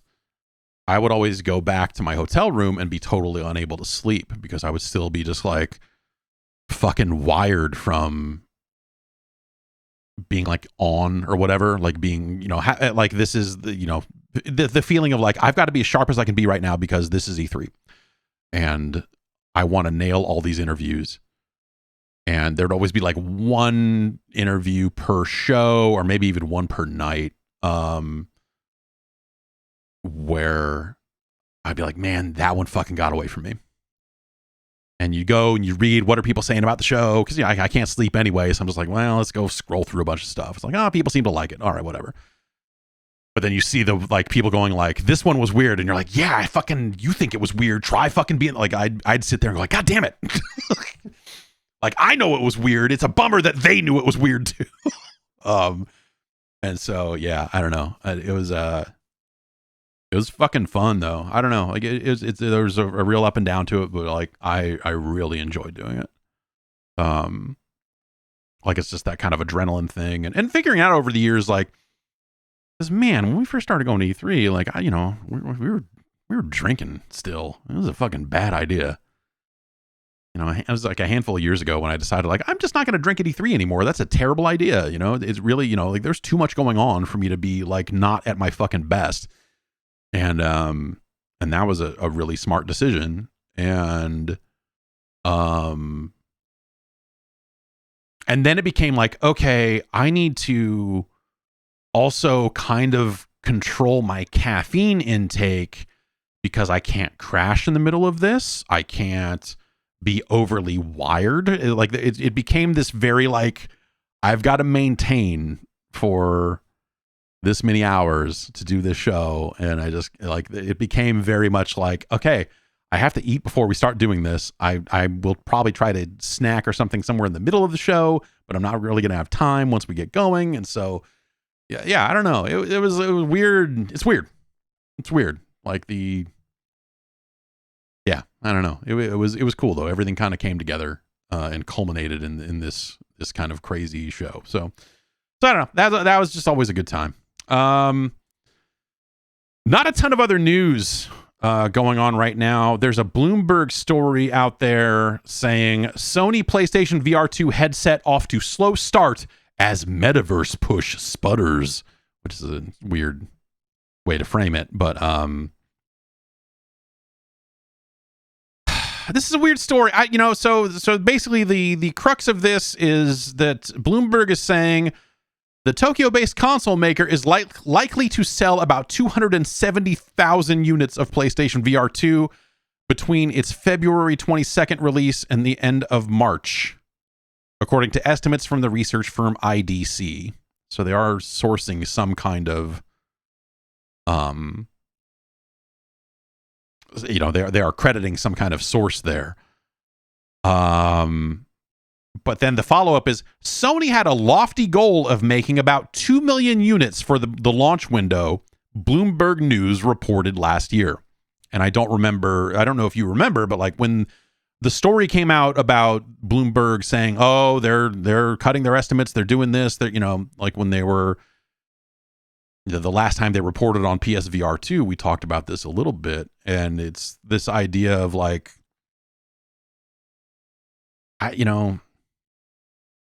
Bloomberg has made just enough mistakes on this front, or rather they have reported things that ended up not happening on the Switch Pro front and whatever else, that like they're just aspects of this that it's like Sony never commented and in fact kind of denied that there had been a change, but Bloomberg was sticking to its reporting and saying like, oh yeah, we do 2 million a year. That's what they're cutting their this to this and they're doing this, and Sony was like, what? So I don't know. I don't want to sit here and like try to shoot holes in Bloomberg's coverage. I mean, they do likely have some kind of source for some of this, but it's their talk about the estimated units seems weird. And so like they're reporting this and also comparing it to their own reporting in the past, which I guess is normal, but that reporting seemed a little like, I don't know if I buy that. And so I don't really, it's hard to say what their estimates were. I'm sure that their estimates were more than 270,000. And so if those are if that's what they're doing in the marketplace with PlayStation VR 2, which I would believe,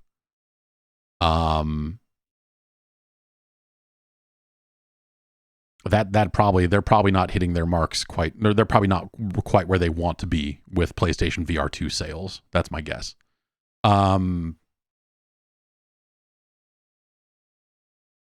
And then, they kind of go on and there's like quotes from some of this stuff, like, oh, consumers around the world are facing rising costs of living, rising interest rates, and rising layoffs, said Francisco Geronimo of IDC, which is, again, a research firm.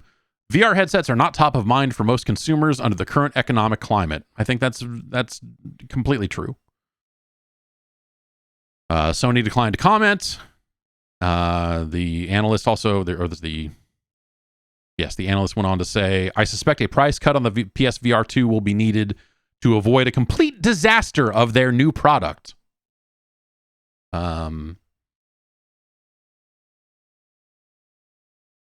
Which, sure, yeah, I guess. I mean, it's $550. We've talked about how that thing is way too expensive for what it is. But yeah, I don't know. I guess the one part about this I'll kind of like throw a little bit of shade at is the kind of their reporting about the launch the launch goals, the 2 million number for the launch window, because I don't think PSVR 1 did those kind of numbers out of the gate.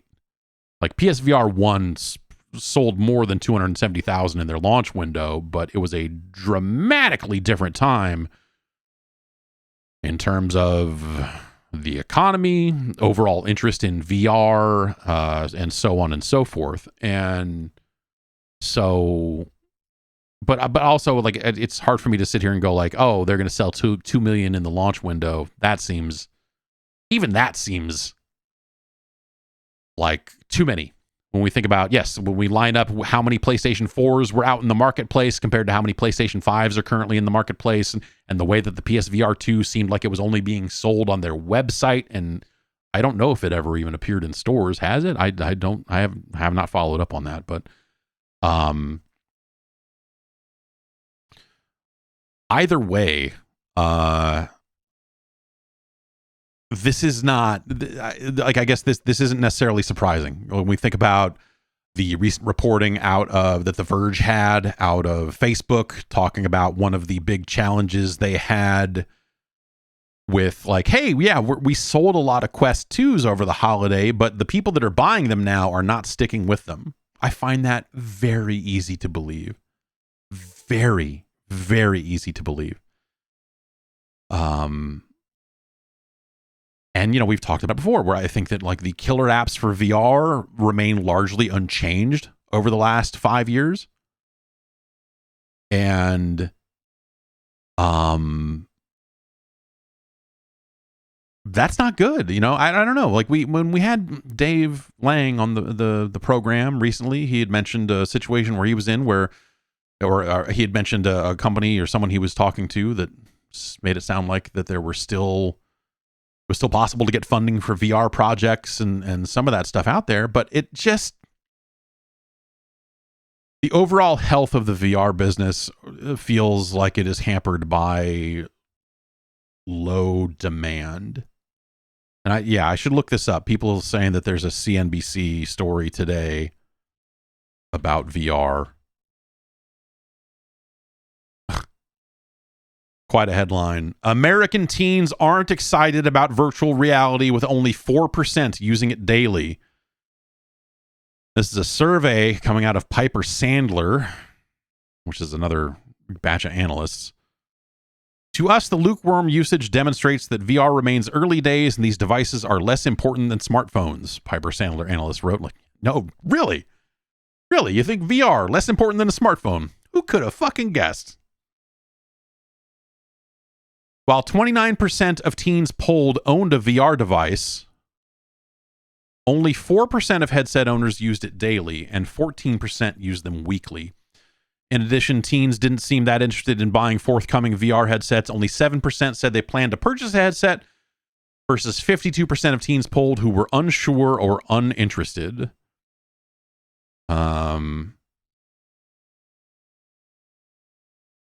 This is a survey of 5,600 teens in the U.S. that they conducted in February. So, you know, if that's a big enough sample set for you or not, we'll see. But VR having trouble monetizing teens. Also, they're super expensive. So teens can't afford VR headsets. And obviously, if, you know, the idea of comparing it to smartphone usage is stupid. And smartphone ownership. We have reached a point in society, for better or worse, I think probably worse, where you kind of have to have a phone. That was I went to Wrestlemania, like I said.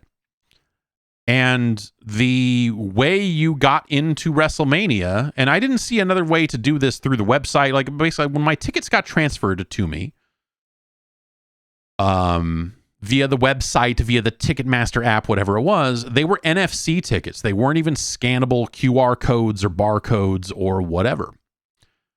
And I had this feeling, as I was doing it, of just like, this feels like this is neat from a technology, like, bing, like, oh, look at me, I'm going in. But, like, okay, so the only people that get to go to this event are people that have phones that they can do this with. I'm sure if you jump through enough hoops, there's got to be some kind of paper ticket option somewhere, right? But yeah, what if you don't have a phone with NFC stuff? What do you do then? It just,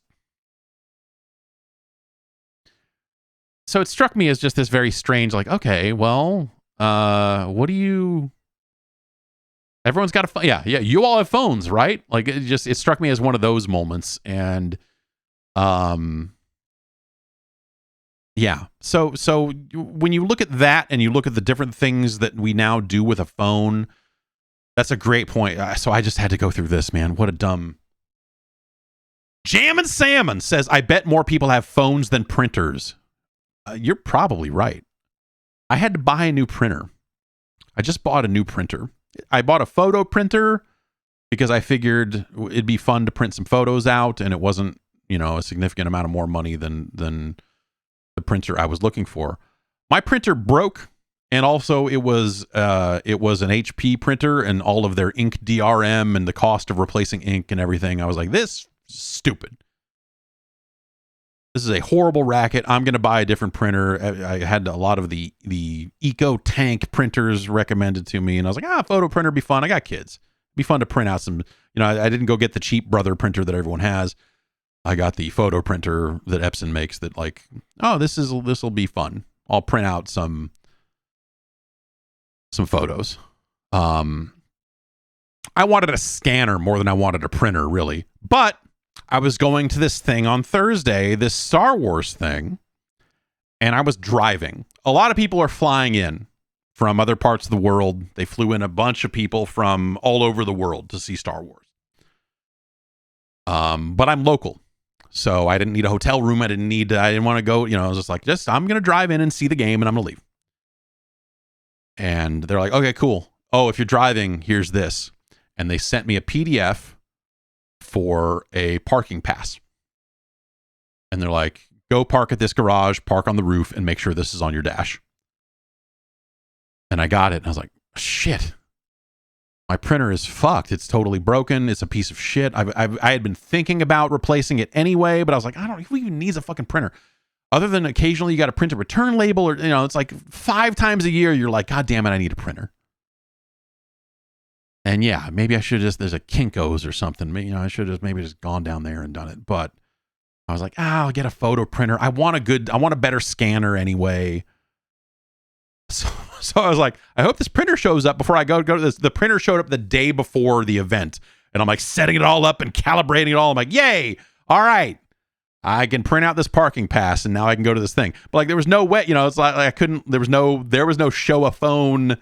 I couldn't just put the parking pass on my phone and put it there. I should have opened up the PDF and looked at it, because it was literally just a thing that said EA on it. I could have just written that on a piece of paper and probably put it in. But, yeah. So anyway, I ended up buying a printer. But yeah, totally. Fuck printers. Fuck printers, man. More people should own phones than own printers. So yeah, I don't know. Comparing owning a smartphone to owning a VR headset feels like a really silly comparison, because the functionality of a smartphone has become so much more vital to just fucking daily existence. Not daily, but the expectation now is that people have a phone. And again, for better or worse, right? I think that's, there's a really, that it's a frustrating reality, I guess. And having to buy a printer kind of only underscored, and the WrestleMania NFC tickets, it was like 2 moments of just like, man, shit is weird now.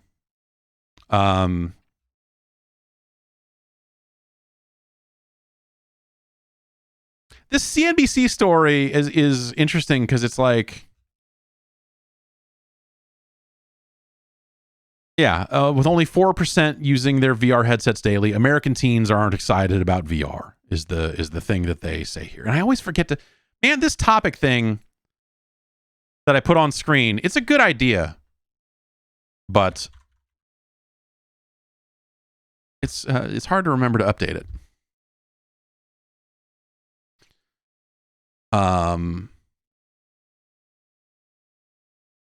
It never says what Piper Sandler is.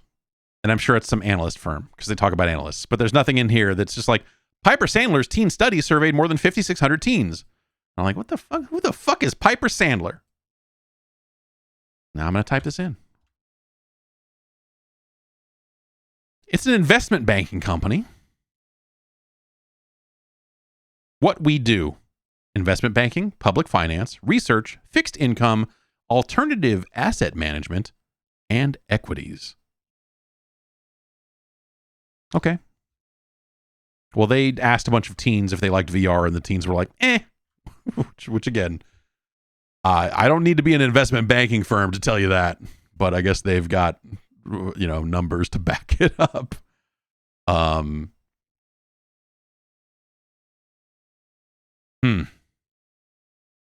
Yeah, not a ton of actual. This is a very short story here. But yeah, it says, to us, the lukewarm usage demonstrates that VR remains early days and that these devices are less important than smartphones. It's like the dumbest. How much did the people that wrote that get paid to say, these devices are less important than smartphones? You think? Huh. But also, yeah, Apple's about to probably announce their stuff, and it just seems pointless. Hearing the idea that like Apple's trying to rush that announcement so that they can rush it out the door, feels pointless. Like, what is Apple going to do with these headsets? What is anyone going to do with these headsets? What's Apple going to bring to the table in VR and AR that's going to make it matter? I don't know.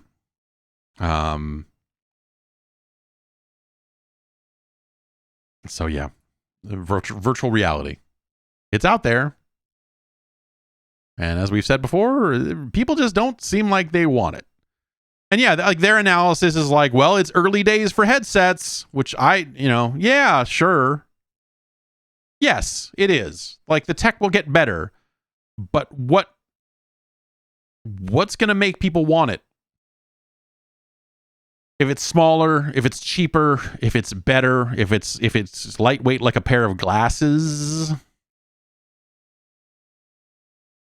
Angry Emo Steve says, early days, aren't we like 10 years in at this point? I mean, shit, man, I wore a VR headset in the 90s. Like, we're much more than 10 years in.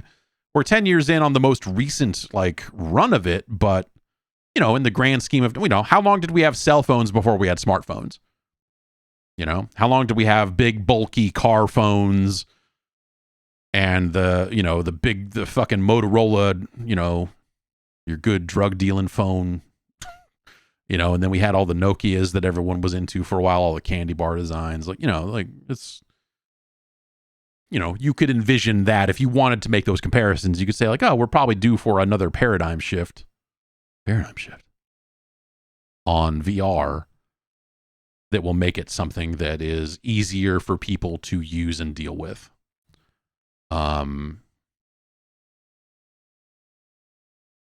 But again, what do people want in that space? What do they want? Fucking, I don't know. I don't know what people would want to, okay, like if you got it lightweight down to, like you start making impossible things where it's like, oh, it's a pair of glasses and you just wear them and then you can see stuff. And, the AR glasses are maybe interesting. And maybe that'll be the thing that kind of gets people to understand why they would want to use it and whatever else. But I think then we just go back to the Google Glass days of people getting beat up in bars. Like, did you just take my picture? I saw you touch your glasses. Did you just fucking Mission Impossible take a fucking picture of me because I'm going to beat the shit out of you? I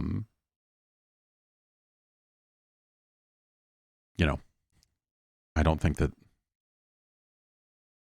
Yeah, we'll see. The BAFTAs happened. Y'all like them BAFTAs?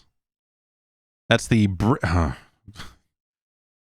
British. What? Okay, I'm sorry. The British Academy of Film and Television Arts. I'm like, what the fuck does BAFTA stand for? The BAFTA Awards, the BAFTA Game Award. I'm sorry, Games Awards, because it happened in the UK. It's not Game Awards. It's Games Awards because it's British. It's games journalism, not game journalism, because it's British. They put out their, they had their awards show.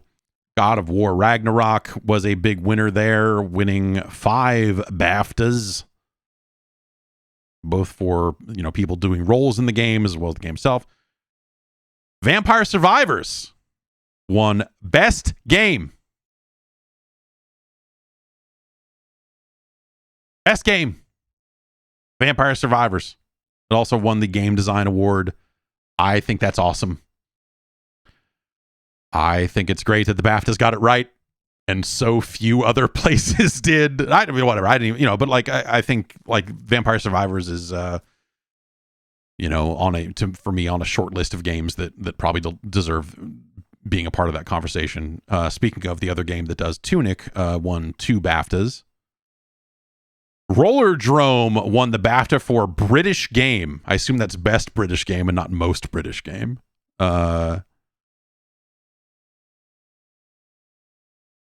Elden Ring won for Multiplayer and Original Property. Tunic won for Artistic Achievement and Debut Game. Final Fantasy XIV Online won for Evolving Game. Kirby and the Forgotten Land won the Family Game. Immortality won Best Narrative. Horizon Forbidden West won Best Technical Achievement. Shuhei Yoshida was honored with a BAFTA Fellowship. And the only audience voted award, the EE Game of the Year, I don't know what that is, went to God of War.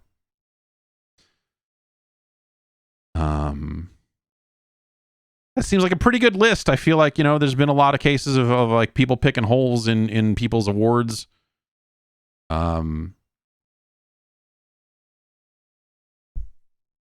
EE is it's T-Mobile. Okay.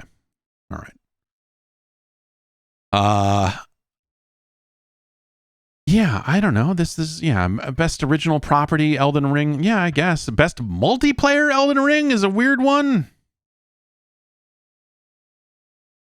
The other nominees in the category were Call of Duty Modern Warfare 2 and FIFA and Overwatch 2 and Splatoon 3 and Teenage Mutant Ninja Turtles Shredder's Revenge, which would have been an interesting choice. I mean, certainly Elden Ring has multiplayer. I'm not dumb. But, I don't know.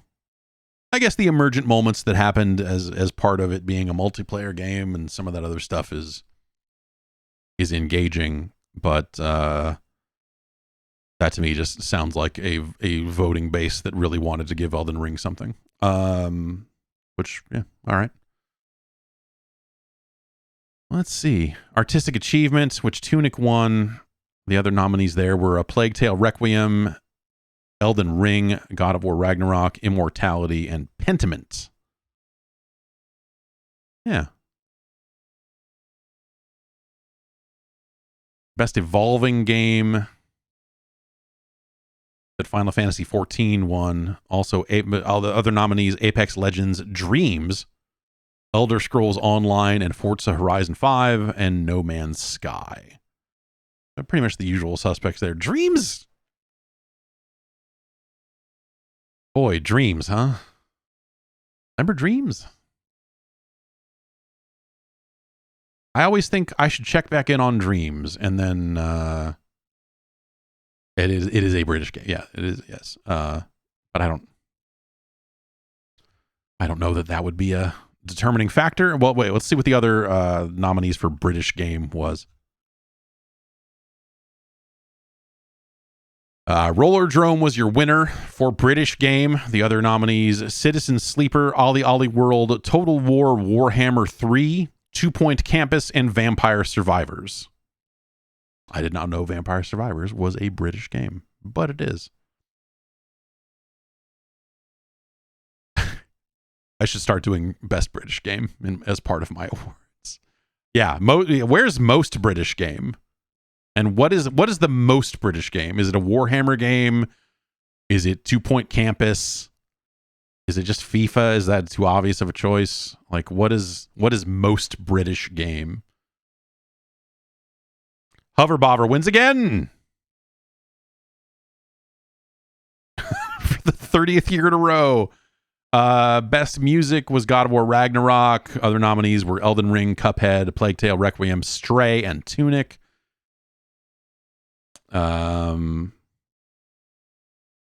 Yeah, kind of a lot of you're definitely seeing a lot of the same games again and again in some of these nominees, which, you know, makes sense. Best Family was Kirby and the Forgotten Land. The other nominees were Disney Dreamlight Valley, Lego Star Wars The Skywalker Saga, Mario and Rabbids Sparks of Hope, Nintendo Switch Sports, and Teenage Mutant Ninja Turtles Shredder's Revenge, which has multiplayer, so I guess that makes it a family game.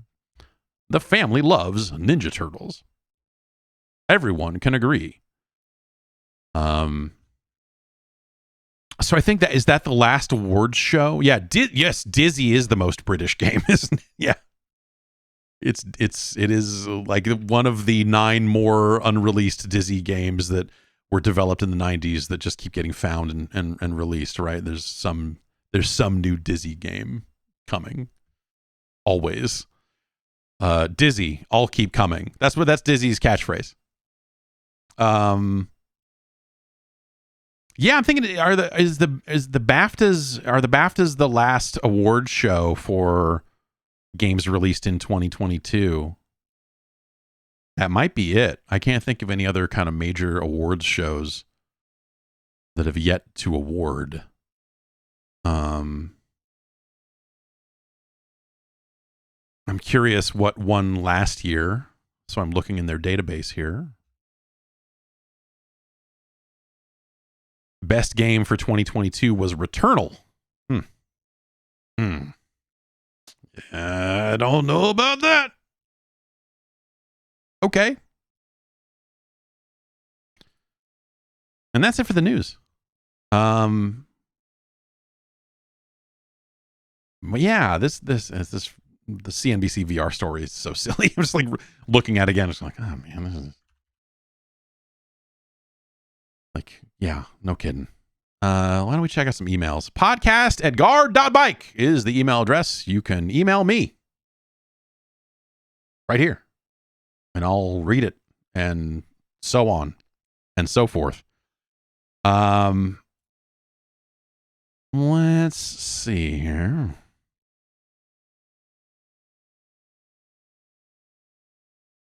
Let's start with Nicholas, who writes in and says, what's the weirdest video game rumor you've heard that turned out to be true? It's probably Bungie splitting off from Microsoft. That was probably the biggest one I can think of.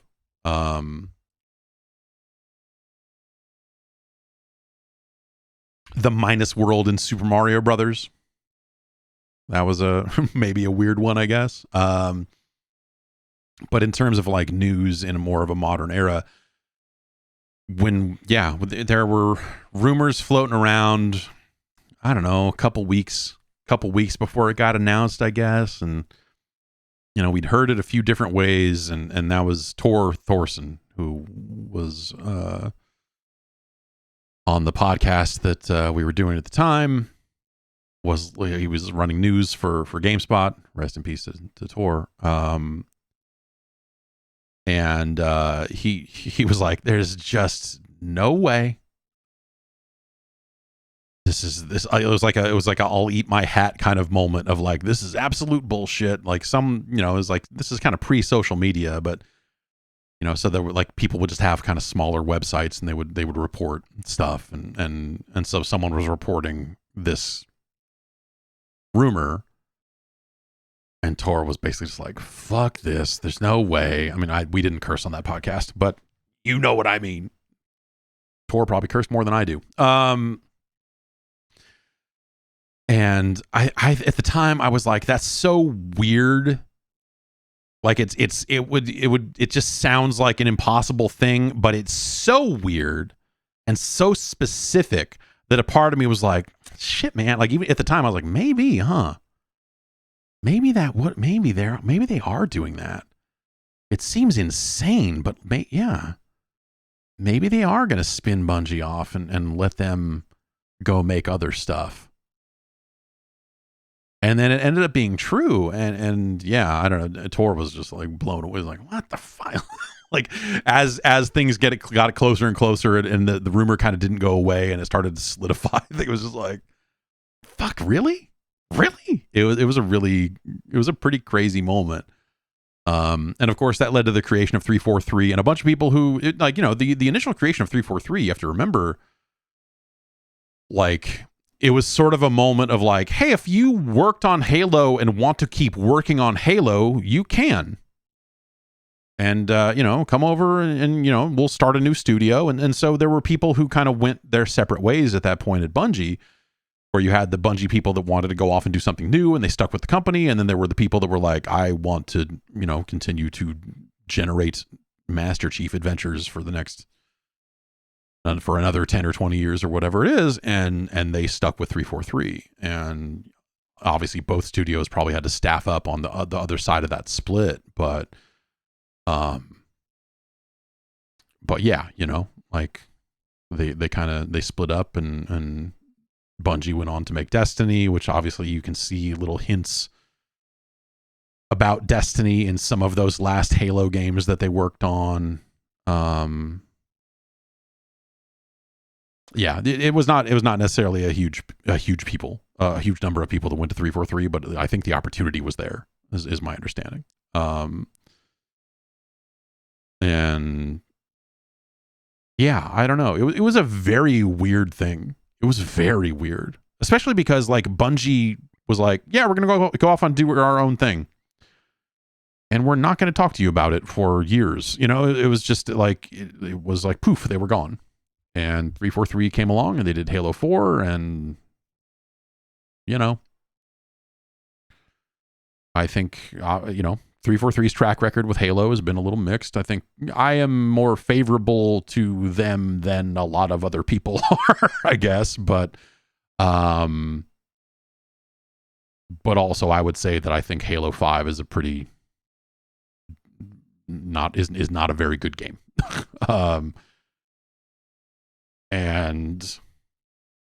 And yeah, now Sony, and just so obviously then Bungie went and signed that deal with Activision.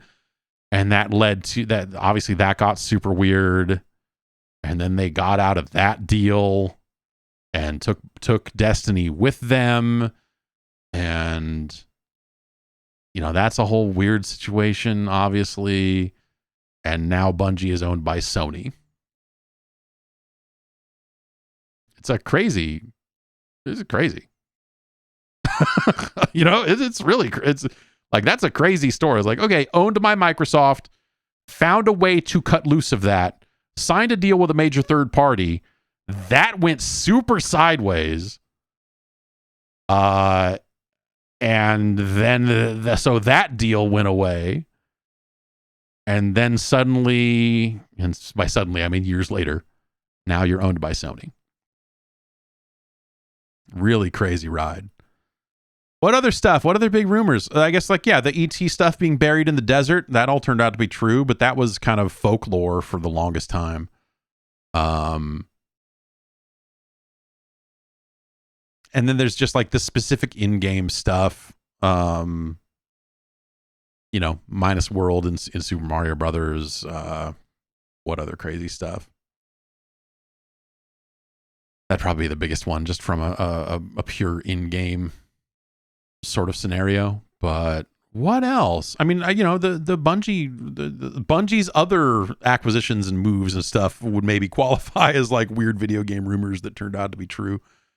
What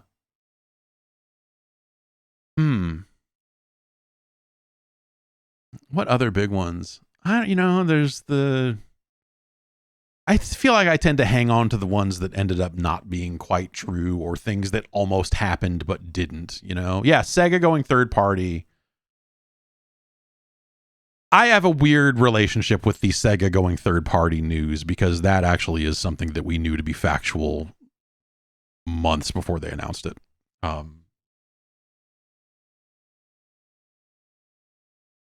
But it heard it through like a kind of a poisoned source that we couldn't really cleanly report on. Which one that didn't turn out to be true that you could talk about? Oh, like for the longest time, it was like Capcom getting acquired. It was the kind of annual, which Japanese publisher is Microsoft going to buy and announce at this year's E3? Is it Sega or is it Capcom? It's one of the two. It's got to be. That was always the like, hey, I heard this is the year. I heard they're picking up Capcom. I hear this is the year that Microsoft is buying Capcom.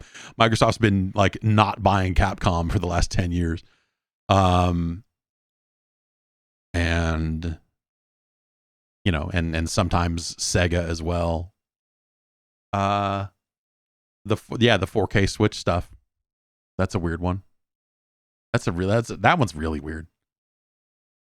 It just got reported in so many different ways and in so many different places that like you look at it and go like, there was something to this, but clearly they moved away from it for whatever reason. Probably smart that they moved away from it. EA talking to Apple about being acquired. Does that count? Puck News reported that. Yeah, that never seemed. The EA Comcast thing was the thing that was actually close that didn't happen. But that probably would have been more accurate, I guess I would say. And all the Kojima stuff, like that's you get into some really grimy rumors there where the what is it? That horror game that is not affiliated with Kojima at all, but people thought that it was, and then they didn't exactly come out and say no because they wanted to drum up hype in their game any way they could get it, and they just got a little too close to the sun, and now where is that game? It's nowhere. And so on and so forth. Yeah, I don't know. A lot of shifty stuff out there over the years, I guess I would say.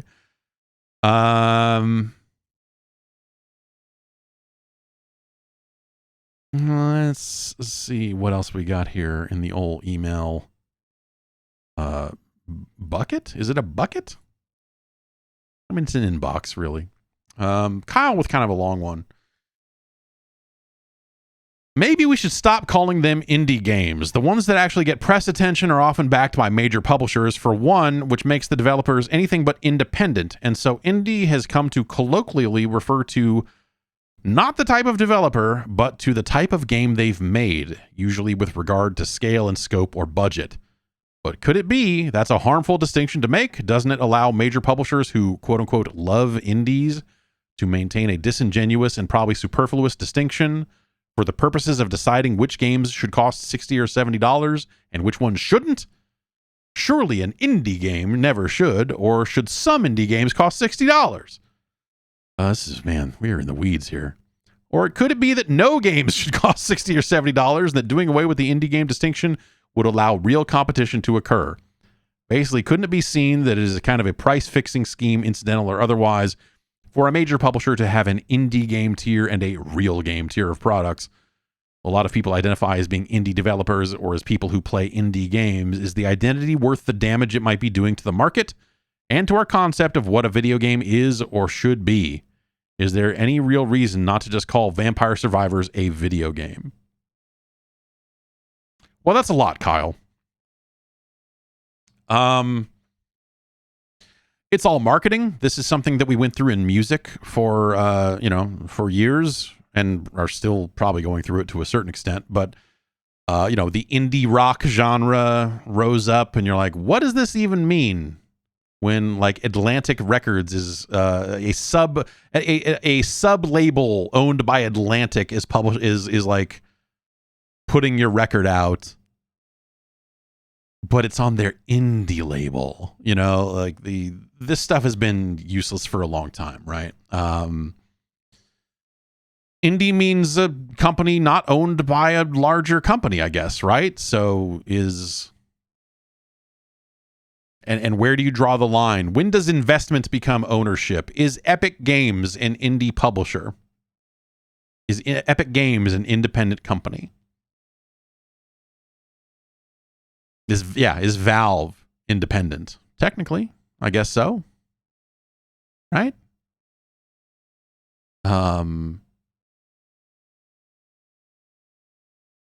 You know, and Epic obviously has taken multiple, you know, they've taken investments, and Epic doesn't publish games, though. Epic does publish games. I mean, they shut down one, but Epic has a publishing arm, and they do publish video games, some of whom they don't own.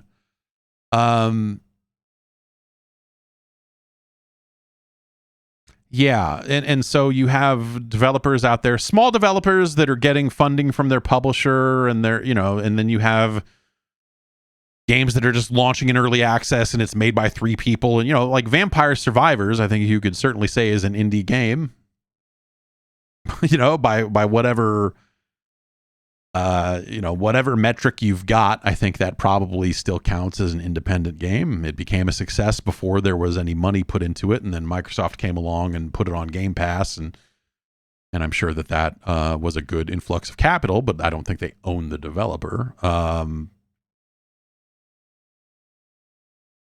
And so, yeah, is it self-published games? Are those indie? The real answer is it doesn't matter. I mean, you know, there's size and scope, and there aren't a lot of great words always to refer to those. And so indie is kind of the fallback term, where it's like, indie is a thing that's very hard to define. You kind of know in your heart what it is, but also it gets applied by people in like slightly disingenuous ways for pure marketing purposes.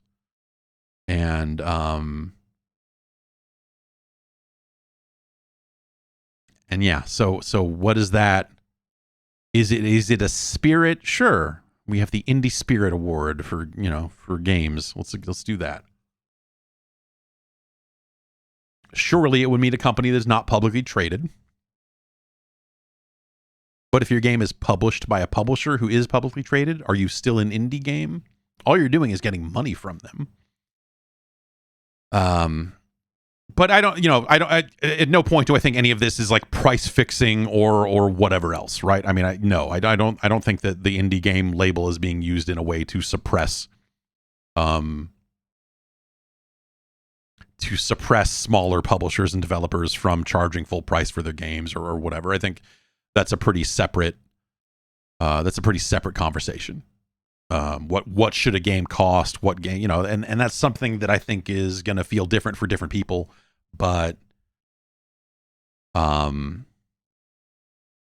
I don't think that that's necessarily a price fixing scheme, I guess I would say. And yeah, obviously, yes, there's a lot of language used in video games that has been co-opted for marketing purposes and you know, trying to drum up pre-orders or whatever. When people are like, oh, get access to our beta.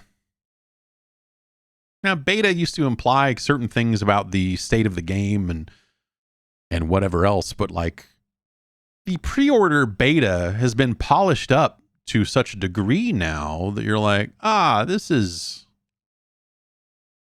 you know, is it a little more broken than a final product? Maybe, but also plenty of final products come out and are completely broken too. So, you know, what does beta mean anymore? What's the difference between a demo and a beta? What's the difference? The difference is that beta seems like you're on the inside. And so as a marketing term, it's like, oh, yeah, I played the beta. And that held. I don't know that it does anymore because it's been so overused. But it's something that like held a certain cachet. Or it used to. When you've got a game like Multiverses existing for a year, and then being shut down, and they're like, thanks for playing our open beta. Like, what? Hang on, what? What did you just say? The fuck did you say? No. Yes, Fortnite was in a beta. Gmail was in a beta for a zillion years. Gmail might still be in beta. I don't even know. You know, early access is kind of a more honest term, I think, at least the way it's used on Steam. And Yeah, I don't know. Yeah, Q3 test. That's now you're talking. Q3 test was the real deal. So yeah, I don't know. All of the terminology has become so muddy and co-opted in so many different ways for marketing, and it's like pre-order now to get access to our open beta 1 weekend early. Like look at the Diablo 4 stuff, where it's like here's 1 weekend for people that pre-ordered the game or bought some chicken, and then weekend 2 you all get to play. Well, okay, that's fine. But like if you're doing a beta test, don't you want, like, why are you gating access to it so many different ways? Aren't you testing stuff? Aren't you like conducting real tests? And the answer is well, sometimes, but not really. They're conducting load testing at most, right? But like when they let you play Call of Duty for a weekend or 2 weekends ahead of release, look, I'm sure that there's different things that happen with the game year in, year out, right? But at this point, they've made a lot of Call of Duty games. They kind of probably have a good sense of what launch week load looks like on their servers for a Call of Duty game. And I can't think of, I mean, Call of Duty has launched pretty clean these last few years, hasn't it? Like launch week, launch weekend, it hasn't been a situation where it's like, oh, game crumbled, game totally broke. Right? I'm remembering that right? I don't remember it being a problem for the last 3-ish, 4-ish Call of Duty games. Yeah, Battlefield, obviously a separate thing. Maybe a few more betas would have helped there. Yeah, so I don't know. It's all nonsense terminology that has been, that they're trying to use for marketing purposes. It's not necessarily a price fixing thing, but it's a... those words used to mean something. It used to mean something when a game went gold. That you could count on it being a certain amount of finished, but now it's like, we ran out of time and now we have to burn the disc. So the disc is this build. We will have a day one patch because we think this build will be the one you want to play at actual launch. But we've got to burn these discs at some point. So, which, when games are distributed fully digitally and whatever else is not even a thing anymore, right?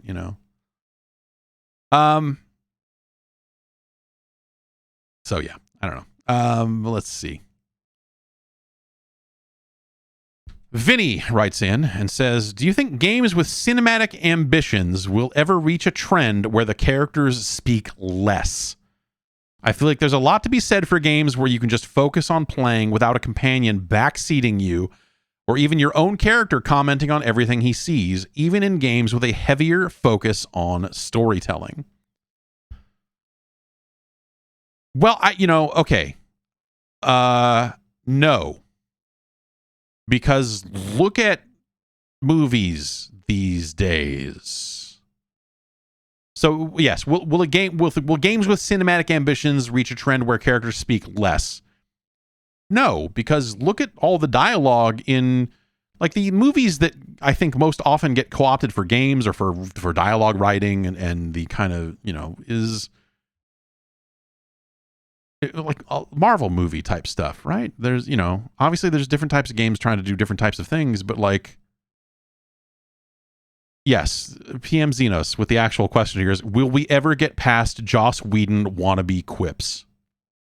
That's the actual question we're asking. Is the, like, when a thing crumbles to the ground in front of you and your character goes, well, that happened.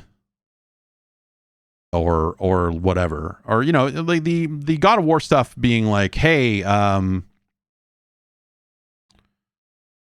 we're gonna solve this puzzle for you before you can solve this puzzle. Like that's the stuff that probably needs to be tweaked, is the timing on those responses and whatever else.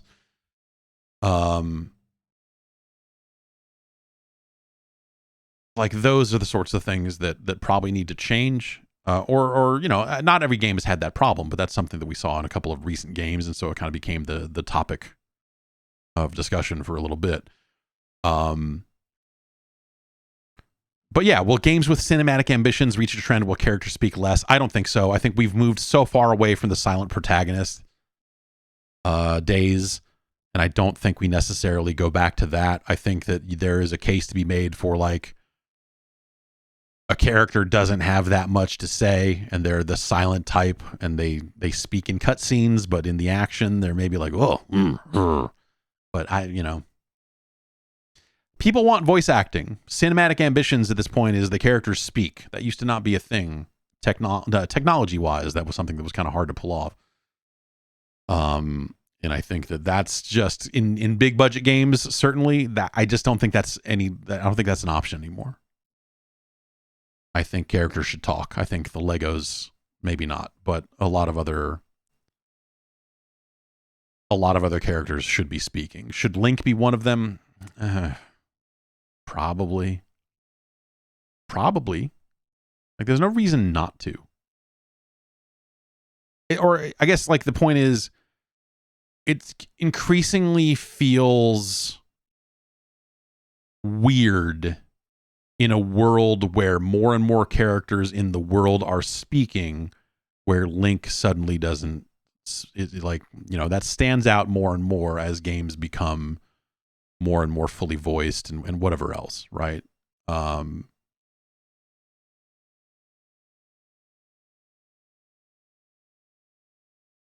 And you don't have to do it. I think, people that don't want it, I think that's a very old school approach, and there's nothing necessarily wrong with that. But at some point you ask the question, well, why doesn't Link speak? Can he not speak? Because everyone else in this universe can speak. How come none of them are addressing him and saying, like, yeah, you don't really talk, do you? Like, how, it's a weird... It's weird when it's unaddressed, and sometimes, some games do address it, and they'll be like, "Oh, you're the strong silent type," like, or they'll find better ways to address it, and so on. But, in a world where Link is like, "Yeah, oh, ah," and clearly can make vocal noises, it's weird. And when they do bring it up, it's almost like they're bringing it up as a joke. Like, oh, you're quiet, aren't you? And that's weird in its own way too. That's not me necessarily saying they should change it. It's just that it's one of those things that, as I think the expectations for games, and I think the expectations of players will change too, right? I mean, I think those of us that have been playing games for a very long time,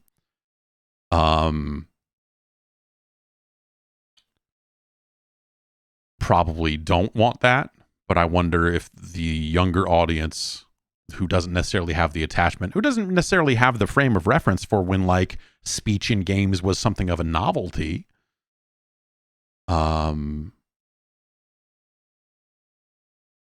it stick out to them more than it does to us?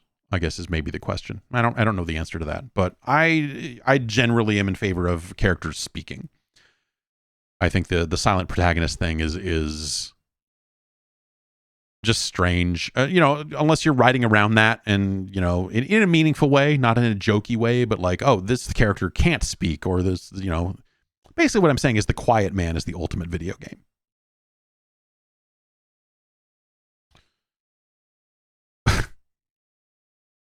Where's our Quiet Man sequel? When are we getting that? Let's see. Nathan in Tumwater, which I believe is in Washington,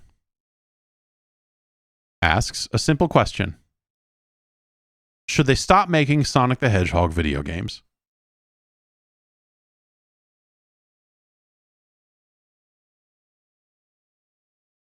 No. I mean, the business answer is no. The business answer is those games do well, and he's dead now, and so they'll have a lot of games where he's a ghost, basically like a Bubble Ghost sequel, but you play as Sonic.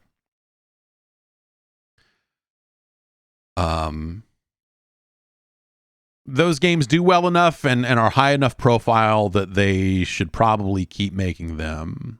And Sonic Frontiers is not as bad as you might think, or maybe, I mean, at this point, that's well-worn territory. Like, I don't know that people think that game is terrible.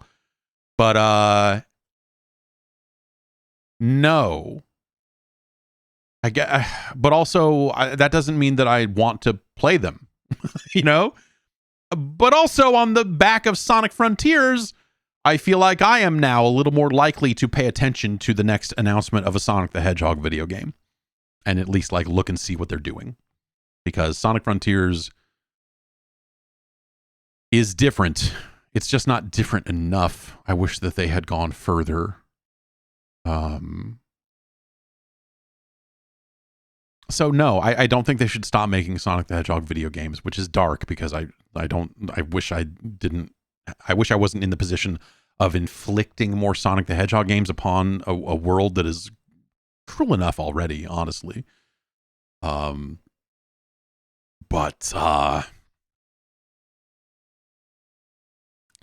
It'd be stupid for them to stop now. You know? Might as well.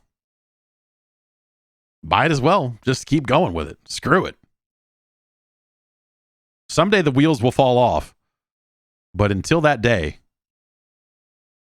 well, some might say that the wheels were never on, I guess. But yeah, I don't know, man. Nathan, I don't know. It's a staple. There's something that feels good about, as someone who's been playing games for a long time, there's something, it's heartwarming is maybe, it's good to see these long-time franchises that are still around. It's nice. It's almost it's comforting in a weird way. When the video game franchises of my youth can still exist, I guess. Like, and Sonic's maybe the worst example of them, but it's fucking cool that Mortal Kombat is not only still a thing, but is still something of a force in the marketplace. That it's something that, it sells well. It's still a big deal. Like that franchise is 30 years old and still going strong. It's cool. I like that there are still Mario and Zelda games. I like that, and I like that like Sonic the Hedgehog still exists, even if, it's like hey, maybe it shouldn't, or maybe they should be a little more selective with what they make or whatever it is. But, I like that from just a pure nostalgia or just continuity in the medium. It's not like it's all that. If it was all sequels all the time and every single video game franchise has been around for 30 years and no one can come up with anything new and blah, blah, blah, blah, blah, that'd be terrible. Like, I'm not crazy. But I like that we have that variety. And I like that, but I guess I would bias in favor of more new things. And I think generally speaking, the old things that deserve to still be around, most of them are. I might, that's at the same time be like, oh, maybe it'd be cool if they made a new Populous. I don't know. What's the, everyone's got franchises that they wish that there were more of. I don't know, Kid Icarus, Silent Hill, which I guess that'll happen. Yes, Speedball, a new Vector Man. Now you're just being crazy. Yeah, Kid Nicky. Where's the Return of the Radical Ninja? Feels like a very easy thing to make. I'm surprised that when people were more on the like Blood Dragon, bro force kind of like, and maybe that stuff never goes away, but like the old like, man, the fucking 80s. I'm surprised that maybe no one was like, hey, we're bringing some of that other stuff. Yeah, here's Kid Nicky. He's still radical in a world that's decidedly unrad. I don't know, whatever. So yeah, I how cool is it that Street Fighter 6 is coming out and and people are fucking super excited about it, but not just from a purely nostalgic perspective, right? Because Street Fighter V was a fucking bummer and did not happen that long ago. It's cool when the old games can still come out and feel new and relevant and not just feel like, oh, look at this throwback. Oh, look at this nostalgia play. And there's nothing else. It has nothing else going for it. And so I don't know. I like that, I guess. But yeah, I like that for some franchises. Maybe not every single franchise. Star Fox is maybe an example of like, if they never made another Star Fox again, I'd be all right. First Star Fox was a neat, cool game at the time. But, So I don't know. It doesn't apply to every single franchise in the world. But yeah, I think that there's just a certain amount of, I don't know. Like I said, it's nice to have it from both angles of like, here's new stuff. Here's a bunch of cool old stuff that still exists. Like in some ways, like that Dead Cells Castlevania thing is kind of an awesome mix of those, right? Where it's like, here's Dead Cells. It looks fantastic. It is very much in the popular genre of the last few years, being like, here's our roguelite run-based this and this and this, and then to integrate the Castlevania stuff in such an interesting way, I think is cool. Reservoir Dog says another shot at Shadow of the Beast would be all right. I never understood Shadow of the Beast. You know, as someone who had an Amiga and didn't, maybe it was like, am I missing an instruction manual? Is there some aspect of Shadow of the Beast that I just never understood because I didn't read something in a manual somewhere? Yeah, did Shadow of the Beast suck? Was it just like a technical masterpiece at the time? I don't like what is it about that game? Yes, there you go. Shadow of Mr. Beast. Yes. You jump in the well and you've got your claws and then there's $10,000 in cash down there and you're like, what? And then he's like, let's have hamburgers. And you're like, ew, fucking weirdo. What am I even saying? All right. Joe in Hartlepool, formerly of Essex, writes in and says, I think I know why that Lucozade was lumpy. I've talked at length about the bottle of Lucozade I bought sometime in the late 90s from a shop up the street from the original GameSpot office on Clement Street, and that it had weird lumps in it. And people were like, that's not supposed to happen. But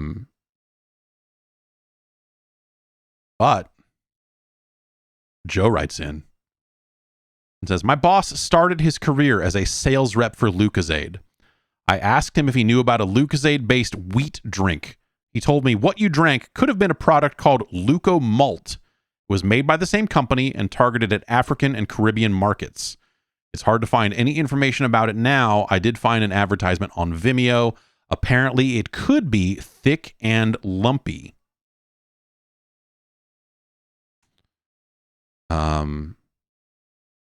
So yes, it sounds like that there was a variant of Lucozade that was sold, because I remember it having a picture of wheat on the bottle, and yes, it had lumps in it like fucking boba, but it was not boba. And I'll open this ad and maybe look at it later. Yeah, Luco Malt from the makers of Lucozade. I don't know. I don't know what the hell I had. It was just a market up the street that had a bunch of food from outside the U.S. And I don't think it was all British. It was like there was Asian market type food there, and just a lot of other stuff in there. But it was a wheat based drink of some kind, and I was like, I want to see what this is all about. And it was all about having lumps in it and tasting poor, tasting quite bad. So, thank you, Joe, for proving that I'm not actually crazy. Or, well, jury's still out on that, I guess. Kyle in Colorado Springs writes in and says, can we talk about Wu-Tang Shaolin style? Yes. Was the game really just a reskin of Thrill Kill? Yes. Who was your preferred character? I want to say I mostly played as the Jizza. But it might have been Method Man. I can't remember for sure. But there was one character that had a few easy moves that felt overpowered against the AI, and I stuck to that. Did you ever beat it? Yes, I did. Would you go back and play it today? God, I hope not. Did it hold up anymore? No. Did it ever? No. Why do I have a spot in my brain that always remembers it? Because it's interesting. Wu-Tang Shaolin Style, a PlayStation 1, I guess arena fighting game? What do you want to call it? It's a, it's not a wrestling game, but it is not a side, it's not a side scrolling, not a side view fighting game. You're kind of walking around an environment like Power Stone, maybe. I don't know. It's a Biofreaks like, God, that's the most cursed cons. Yeah. In the Biofreaks like genre. Yeah, Power Stone-esque, I guess, maybe. So, it's a game based on the Wu-Tang Clan that came out on the PlayStation 1, and this was a very big time for the Wu-Tang Clan in terms of their popularity. But also, it was interesting because it was a reskin of Thrill Kill. Thrill Kill is a game from the same developer that Virgin Interactive was originally set to publish. And the whole thing with Thrill Kill, it had brutal fatalities and, all kinds of weird murder stuff in it. And that was their kind of stock and trade, as they were making this very gory game. The game got sent out for preview and for review. Like, the game was very far along and very close to release. And if I remember correctly, Electronic Arts purchased Virgin Interactive, and once EA got their hands on the publishing rights to Thrill Kill, even though the game was practically done, they took a look at it and said, "Oh, we are not publishing this. We don't want anything to we don't want anything to do with this fucking video game." And so they opted to not publish it, and basically that was that, or so everyone thought. And so Thrill Kill had been sent out for review. So you can find Thrill Kill online now. It's probably, I think it's the build that got sent out for review, and it's the sort of thing that if it's not final, it's extremely close. It's like just pre-submission or post-submission. I don't really know. And so Thrill Kill went away, and then Activision was suddenly publishing a game from the same developer called Wu-Tang Shaolin Style. And you look at it, and there are direct analog from characters in Wu-Tang Shaolin Style and characters in Thrill Kill. They took out some of the more brutal animations from the game. They, because it just didn't really line up. There were still like kind of the idea of fatalities and some of that stuff was in there. It's just they were not as, I guess, fucked up as whatever was in Thrill Kill. It's hard to remember now what was actually in Thrill Kill that was so objectionable. I don't think there was anything specifically that was like hellishly gory about it. It was just like, it's a game with like fatalities, and they're dumb fatalities, not in the fun Mortal Kombat way, but in the fucking bad, the bad end of the fatality scale. And so when Wu-Tang Shaolin Style came out, it was like the Genesis version of Mortal Kombat, where when you launch that game, it asks you for a code. And if you enter that code, it turns on the fatalities and some of the, finishers and whatever else. And if you don't have that stuff turned on, then, you don't have access to it. And so that code was in the manual. And, parents could take the manual and hide it or whatever if they didn't want kids to have the cool code. And it was, PlayStation 1, we're talking like late 90s. It's still kind of, the video game violence debate, the Jack Thompson bullshit was not done. And so that was still something of an issue that came up. And Wu-Tang Shaolin Style is not a good game. I guess I should say. Like, much like Thrill Kill, it's not a good game. But it was interesting because of the license and because they were trying to tell a story. And, you know, it had kind of an in-game achievement system based on the 36 chambers. Where you would earn a different chamber for like, oh, you did a 3-hit combo here. You did this with this. And so there were things that you would not be able to see unless you had unlocked all of the chambers, I guess, is how that worked. I did that once, I think. And, but it's a 4-player fighting game kind of thing. And you're in these very tight arenas, punching and kicking each other, you know, whipping chains around, whatever else. It was never a good, it was not a good video game, but, and also like it has a soundtrack produced by the RZA. And so there's elements of that where you're like, at the time, you're like, oh, this is music that I haven't heard anywhere else. I think some of that music ended up being used on the Ghost Dog soundtrack. And so some of those tracks got reused or had been used elsewhere. But at the time it was like, oh, well, the RZA is producing the soundtrack for a Wu-Tang fighting game. That'll be like a Wu-Tang album or something, right? And then you go and listen to it and you're like, okay. This is a bunch of instrumentals you had laying around, and in one of them, you and a few other members of the Wu-Tang Clan chant Wu World Order over and over again. So yeah, you know, the soundtrack, I guess it was good for what it was, but disappointing in that the marketing and some of that other stuff would maybe lead you to believe like that this was going to be like some extra Wu-Tang album suddenly. Like, oh shit, the fucking Wu-Tang Clan's putting, and so yeah, from that angle, it was kind of a bummer. But yeah, some of the tracks in that ended up on the Ghost Dog soundtrack, if I remember right.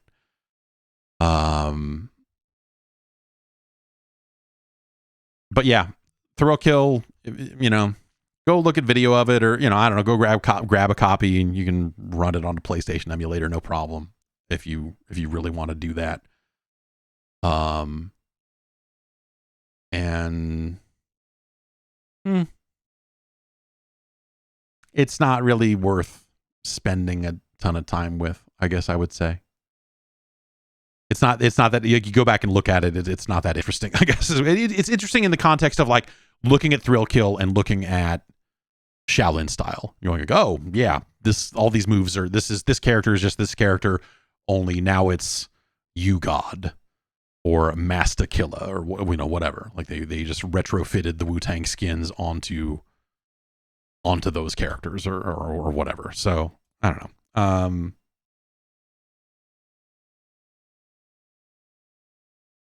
Let's see here. Doug from Leeds with a very open-ended question. Quick question. What would you like to see in video games over the next couple of years?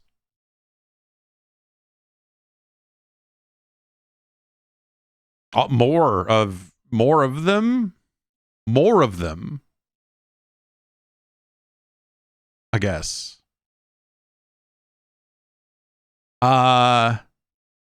Yes, more nudity. No, I think I would like to see a wider variety of big budget games. Whether those are story driven big games, like kind of, you know, like I think we're being well served in the multiplayer realm these days, between games that are years old that are still going strong, like a Fortnite, or, you know, some of the battle royale stuff that's out there, or, you know, your Call of Duties or whatever. I think there's just a certain, I think when we think about big budget single player games, it's something that Sony has locked up with its style of single player game. And I think that I would like to see, it's the thing that, you know, we were missing with Microsoft kind of not shipping games, right? Is some of the stuff they have on the books are things that sound engaging. Like, hey, we're going to make a new Perfect Dark. It'll probably have a multiplayer component. I mean, let's not be dumb, right? But what's that look like from a single player perspective? what is Fable? I mean, the reality, like Fable, by the time we get it, maybe it won't be the thing you want, but like the very idea of like a new big single player, you know, in the way that the Fable games were, but modernized, like that sounds appealing. Lightning ZA says, a new Killzone it is then. Yeah, sure. I would love to see Sony bring back Killzone. Like totally, like even as a multiplayer, you know, like we were talking about single player stuff, but like, yeah. Sure, make a new Killzone. Like the Killzone multiplayer mode that would be round based and be different objectives from round to round was fucking cool, and no one stole that. That's weird. I would love to see more competition in the first person shooter space, multiplayer or otherwise. You know, yeah, Killzone, sure, why not? You know, if EA said, "Hey, we're done with Battlefield, but we're going to bring back Medal of Honor," meaning a smaller in scale competitive shooter or something like that, I would be interested in seeing what that was for sure. But I don't know. I look at it as like, hey, you know, they're going to make a new Tomb Raider. I would be interested in seeing that. I would like to see a wider variety in driving games. It's kind of one of the nice things about that Lego 2K Drive game, is that I would like to see, again, just a wider variety of styles in the driving space, whether that, you know, and obviously a new Burnout could be very cool in that realm.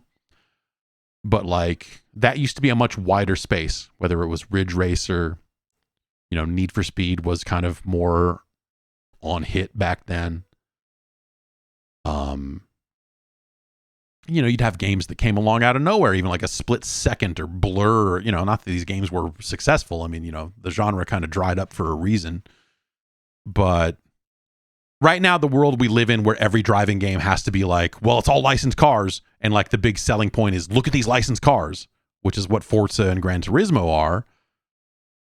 That's not, there needs to be more than that. There has to be more than that.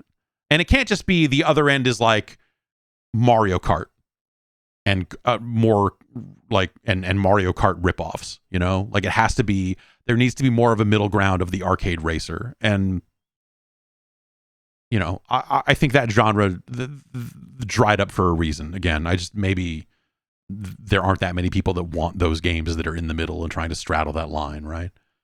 And that's why we don't get them. But without that stuff, I just think gaming feels a little more narrow, which is insane, right? I mean, there's more choice for games out there than there's probably ever been. But it's just weird to have the driving genre just go and just be fucking gone. No F-Zero, no more Wipeout, whatever else, you know? I think that's strange. Yes, your San Francisco Rushes, and you know, like some of that stuff. Like not all those games were bangers, but I don't know. It feels wrong to me. Yeah, Onrush. Like Onrush was a cool fucking game. It wasn't perfect, but like but at that time it was like a breath of fresh air. You're like, oh my god, someone's making just a fun, weird driving game that has weird rules and weird multiplayer stuff and, you know, like just silly ass shit. Yeah, Wreckfest is another good one. There are games out there. But, and Redout does a lot of what you want out of a Wipeout game. Like that's, if you've got a pretty good powered PC, you should take a look at that. Was it Redout 2? Is that the most recent one? Like it's gorgeous.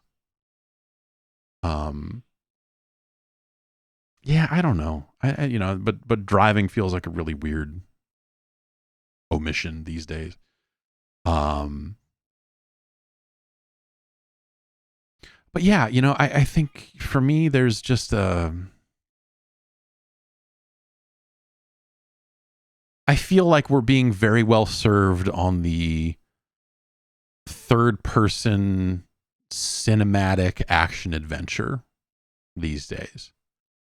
The Sony style stuff, and then you have kind of another swath of games that are kind of trying to do the more Souls style action adventure or action RPG, whatever we want to call them. Those seem like action adventures to me. but genres are strange anyway. A wider variety in single-player story-driven shooters.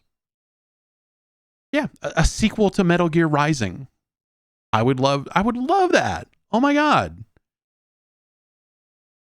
Another Descent. Yeah, there is. There was a Kickstarter that went awry that is now coming back around. That is some kind of Descent game.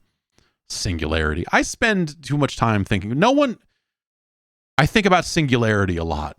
The Activision first-person shooter with all the time rewinding and stuff. It was a cool campaign, but more importantly, it was evocative of a time when Activision published a lot of video games instead of just one.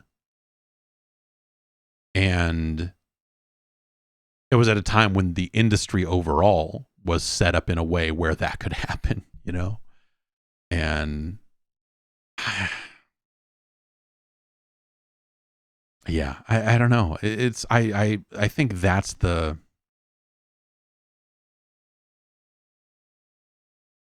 a new Descent game. Yeah, it's called Ships That Fly Underground, STFU, which for a game that has been like on Kickstarter for years and not delivering, I think calling your game STFU is a weird thing to do to your angry backers. But you know, I don't know. Another Vanquish. You know, it's easy to sit here and say like, oh, they should make a sequel to this game. That like, yes, another Vanquish, but also, I would love to see the industry set up in a way that like games like that can come out and succeed. And it doesn't feel that way anymore, you know, because if you're like, oh, well, we're making a third-person shooter and it's mostly campaign focused, and oh, we got some co-op. Like, yeah, that's cool, but like, you know, then it would be like, oh, well, you need to have multiplayer and you should probably have a season-based this and that, and you know, like it's not. Yeah, again, it's not like Vanquish lit up the sales charts when it first came out. You know, the B game. Bring back the B game, I guess. But like, what? Hi-Fi Rush is a great example of a B game. Wanted Dead is probably a solid example of a B game that I've yet to play. What about Wild Hearts? Is that a B game? Does that count? Evil West is almost a C game. So yeah, I don't know. You know, like we get some of those, but like we get them on PC and they kind of come out of nowhere and they're not necessarily in well-defined genres. Are always coming from well-defined publishers and stuff. So I think, you know, when people say they want that, I think what they want is they want like THQ back putting out 9 games a year on consoles. And the market's just not that anymore. Oh man, we didn't even talk about Rockay City. I played, not to back it up here, but I played some Crime Boss Rockay City. It's an abysmal video game. I can't get into it because we have to wrap up here. But I'll play some more of it and we'll talk about it next week. But Crime Boss Rockay City is kind of like, it's like someone sat down and said, boy, it's been a long time since someone made Payday 2. And I know they keep saying they're going to make Payday 3, but I bet if we put out our own Payday, we could maybe get some people. But then also it just is like vaguely broken, just feels super low budget in a lot of ways, feels terrible from a like shooting and video gamey, like just the way the gunplay feels in this first-person shooter is just dog shit, man. And then filled it full of a bunch of known actors, not even known voice actors, because voice actors would have probably done a better job. Instead, it's just like, well, we got Vanilla Ice and Chuck Norris and Michael Madsen and Kim Basinger and Michael Rooker. You know, it's like a who's who of people who are not great at voice acting. Maybe good at acting. Michael Madsen has done some fine work, but boy, And then all of it's chopped up in ways that you're just like, none of these people were talking to each other when this was recorded. And that's the case with a lot of games, but most games do better of making it not sound like that. It's a fucking mess of a thing, man. And so the single player is this weird rogue-like run-based thing where if Michael Madsen dies, you have to start over. And then they kind of treat the multiplayer, it's kind of a co-op heist game, which, is kind of where the payday stuff sort of, well, in single player, it's that, but you have to contend with the AI, which also sucks. And no, that's the wrong button.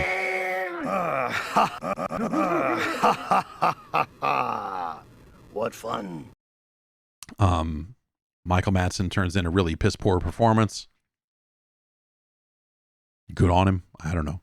Michael Madsen gets a pass. I got like, hey, well, yeah, sure. But just a miserable video game top to bottom. I saw clips of it on TikTok over the weekend with people trying to say like, what an awesome video game. This game just came out and I fucking love it. And I'm like, this is a scam, right? There's no human would say this, right? Certainly no human being would say, hell yeah. Crime Boss. That's my, it can't be. This has to be a scam. Because it's rough, man. It's a rough thing. I'll leave it at that for now. Maybe I'll spend some more time with it. Jesus, I hope not. But maybe we'll talk about it in more depth next week if I can remember that it exists. It's that kind of game, and perhaps we'll talk about it then. But I hope not. That's gonna do it for the show. Thanks everybody for hanging out. Jeez.